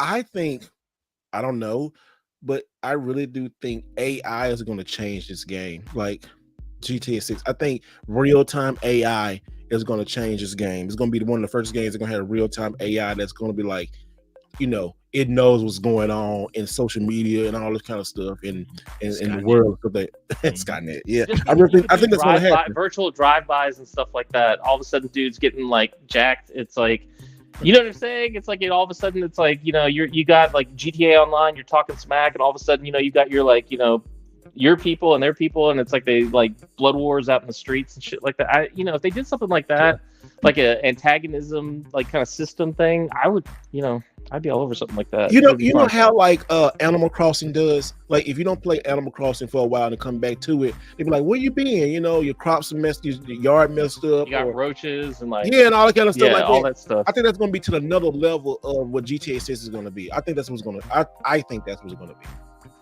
I don't know. I think honestly, we're all speculating so hard, and it's like one of those things that it's not gonna, whatever you think it is, it's not gonna be that. It'll have certain things that are going to be similar, but like, don't overhype this in your head because it, I don't want people to be disappointed. I'm over lap dances. I just hope it doesn't end up like Cyberpunk did. Everybody's excited for it, and then all of a sudden it turns into a disaster. Rockstar is not going to take a chance like that. No. Listen. I'm just throwing the pessimistic point of view out there, just because you said it. I think that's Steve, a valid point. No, it is. You said they've been working on this for 10 years, and all the hardcore fans are going to be like, all hardcore fans are going to be like, dude, you worked on this for 10 years, and this is what you're giving us? I don't think they worked on it for 10 years. I think. Okay. Okay. I mean, they've been working on it for a hot minute. Yeah, they had a minute. But the hardcores are going to say that. I mean, what we saw was like the alpha build that little kid leaked. And I think it's gonna be 10 times as better than that, Well, I hope so. I hope it's gonna be good. Like, it wasn't even an alpha build; it was literally just assets that were like being shown, and like it was an alpha build. No, they went back and reworked. Was it a full alpha? No, it was an alpha build. They went back and reworked all that after that got leaked. Yeah, by the way. Yeah. So they were like, "No, we can't be showing." Kid almost went to jail. But how much they hype up Gotham Knights too? Let's go there. How much people hyped up Gotham Knights, and then people got it and they were like, it's okay. Gotham Knights had a good story. But it only appealed to a certain amount of people. Yeah. But there was so much hype around it. Because that's Batman all I'm saying. People want to play the Batman. People still like. Yeah, honestly, people want to play Batman. Nobody gives a damn about the rest of those characters. I'm just looking at it. They really don't care. They really don't care. I'm just trying to approach it from the standpoint that that would have been a great Turtles game, but not for like Batman.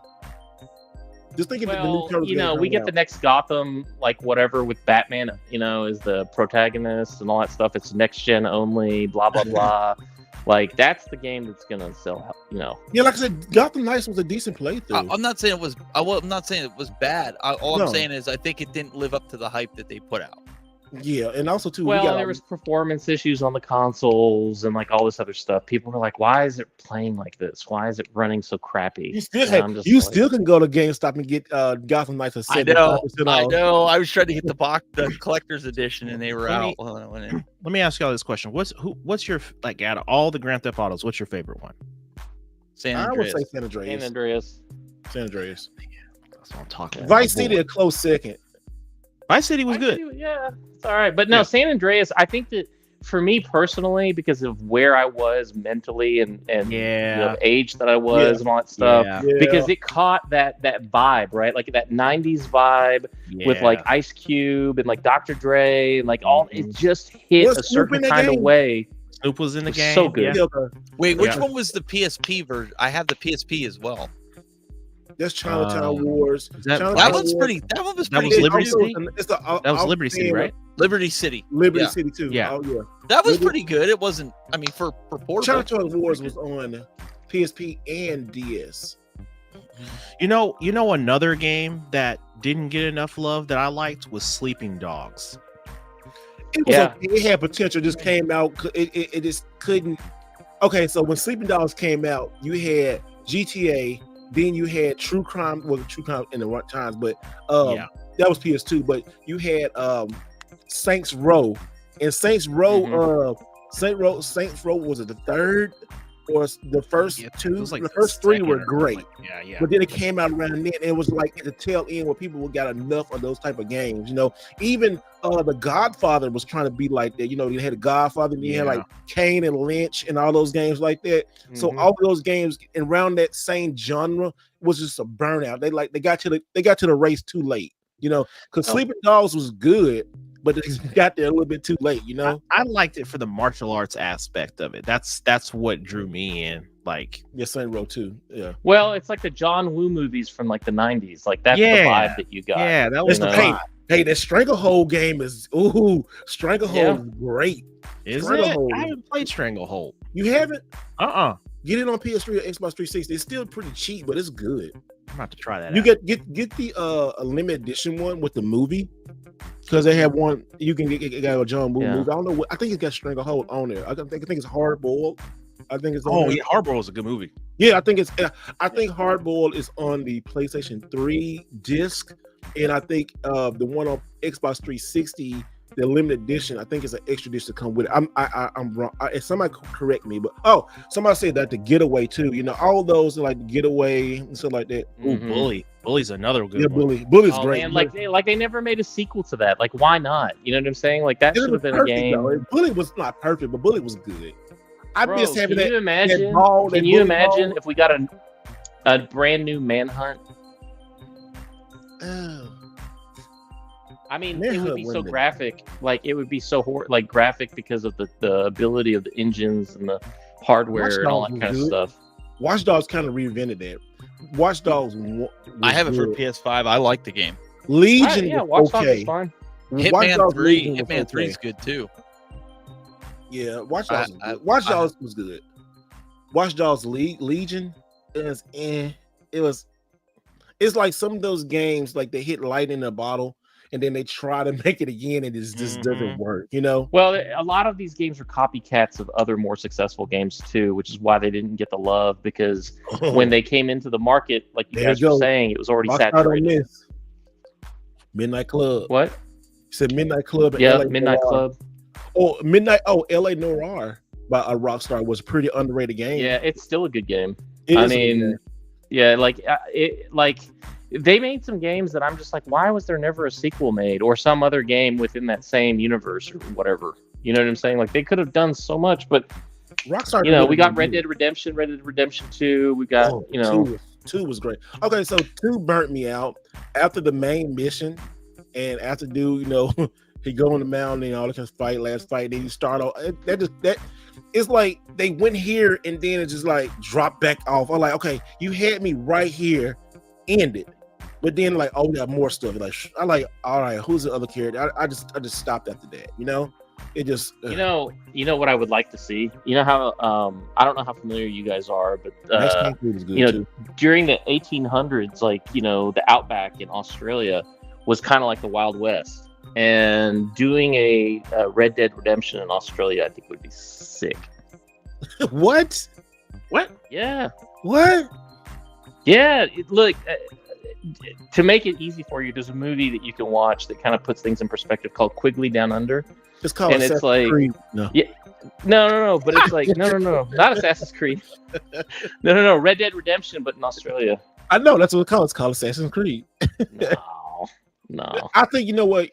I don't think I think Assassin's Creed can take more of a chance than than Red Dead, because that's more. I mean, they had cowboys too, and the whole thing, Creed. And cattle, and the conflict with the indigenous people, and all kinds of stuff. Hell yeah! And saltwater crocodiles. Saltwater crocodiles and kangaroos. I mean, can you imagine them just sitting there skinning that kangaroo? Oh. And they can wear the hat that Steve's wearing. Yeah, with the little crocodile teeth, and it's like you pull out your knife. That's what I'm saying, just like Crocodile Dundee. Yeah, exactly. Did you see the question in the chat from Wreck Wizard?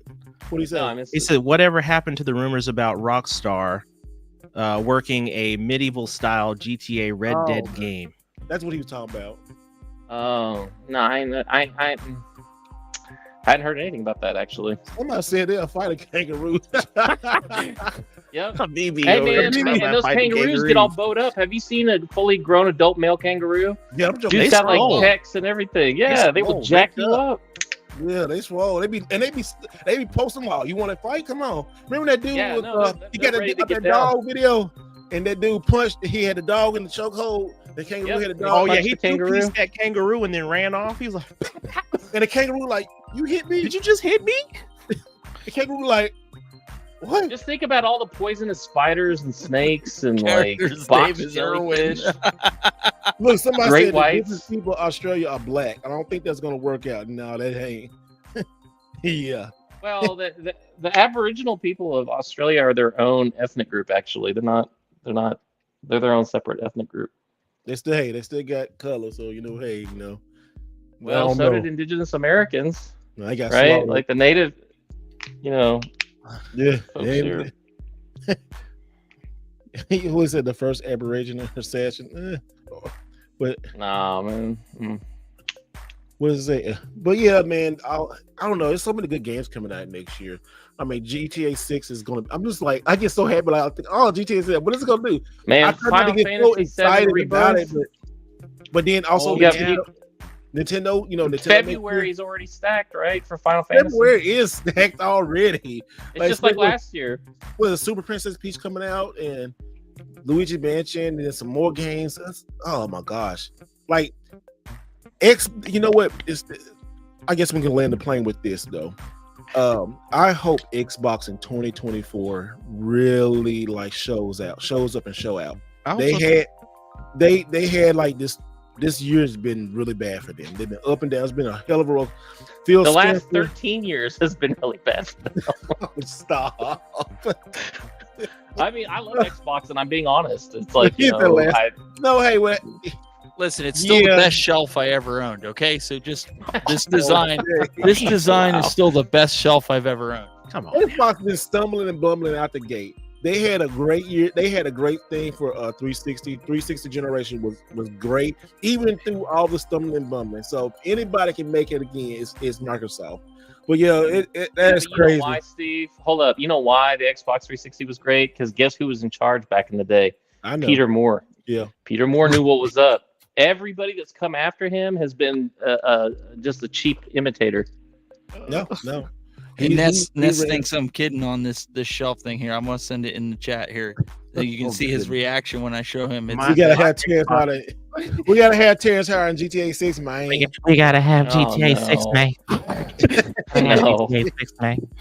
No. Well, anyway, hey man, we figured out. Steve, man, tell everybody where they can find you, bro. You can find me youtube.com/thetechbuzz, or you can go to ttbgaming.com. And remember, we're doing that giveaway for the Dragon's Lair right here from New Wave Toys. Nice. So when we hit that subscriber count, I'm trying to get to 10,000 subscribers. When we get to that, we're going to give this away. And these are collector's items. So once they're sold out, they're done. They're gone. You're not getting them.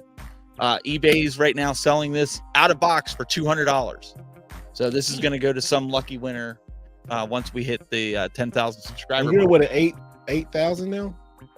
I'm about 8221, and then we're doing another New Wave Toys once I hit 9,000 subscribers. So it's a little boombox Bluetooth speaker. Wait a minute, hold on. Are you doing that for 10,000, or which one are you doing? This I'm doing for 10,000. The boombox I'm doing for 9,000. Okay, cool. That's good. The boombox. So we got it's a little Bluetooth boombox that has like a chain, and you can look like you're from GTA, and wear that around town. Wow.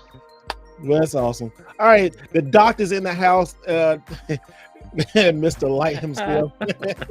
Neon lights.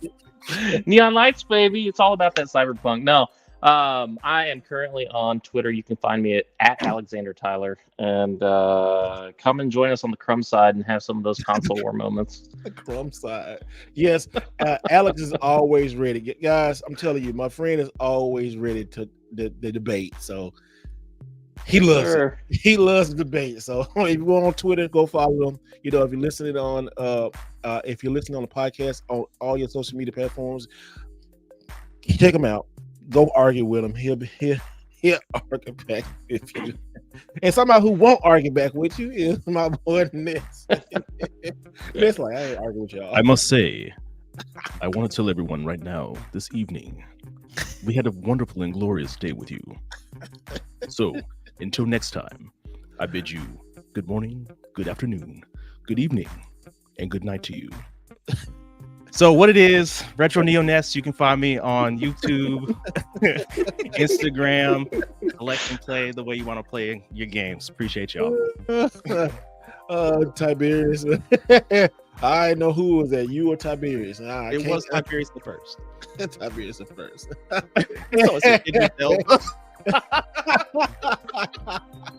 Oh God, yeah. Hey, and y'all can find me, Mr. Right Way. I am not going to Taco Bell because last night I shouldn't have went, and Miss told me not to go, and I went. Boy, I ain't going to Taco Bell no more. I'm cooking at home from now on. Why aren't you going to Taco Bell anymore? Cause man, I tell you off air. But anyway, boom. All right, guys. You know, follow Mr. Right Way. Y'all know where I be at. Make sure y'all hit me up. Make sure to enter the contest, and always remember to do it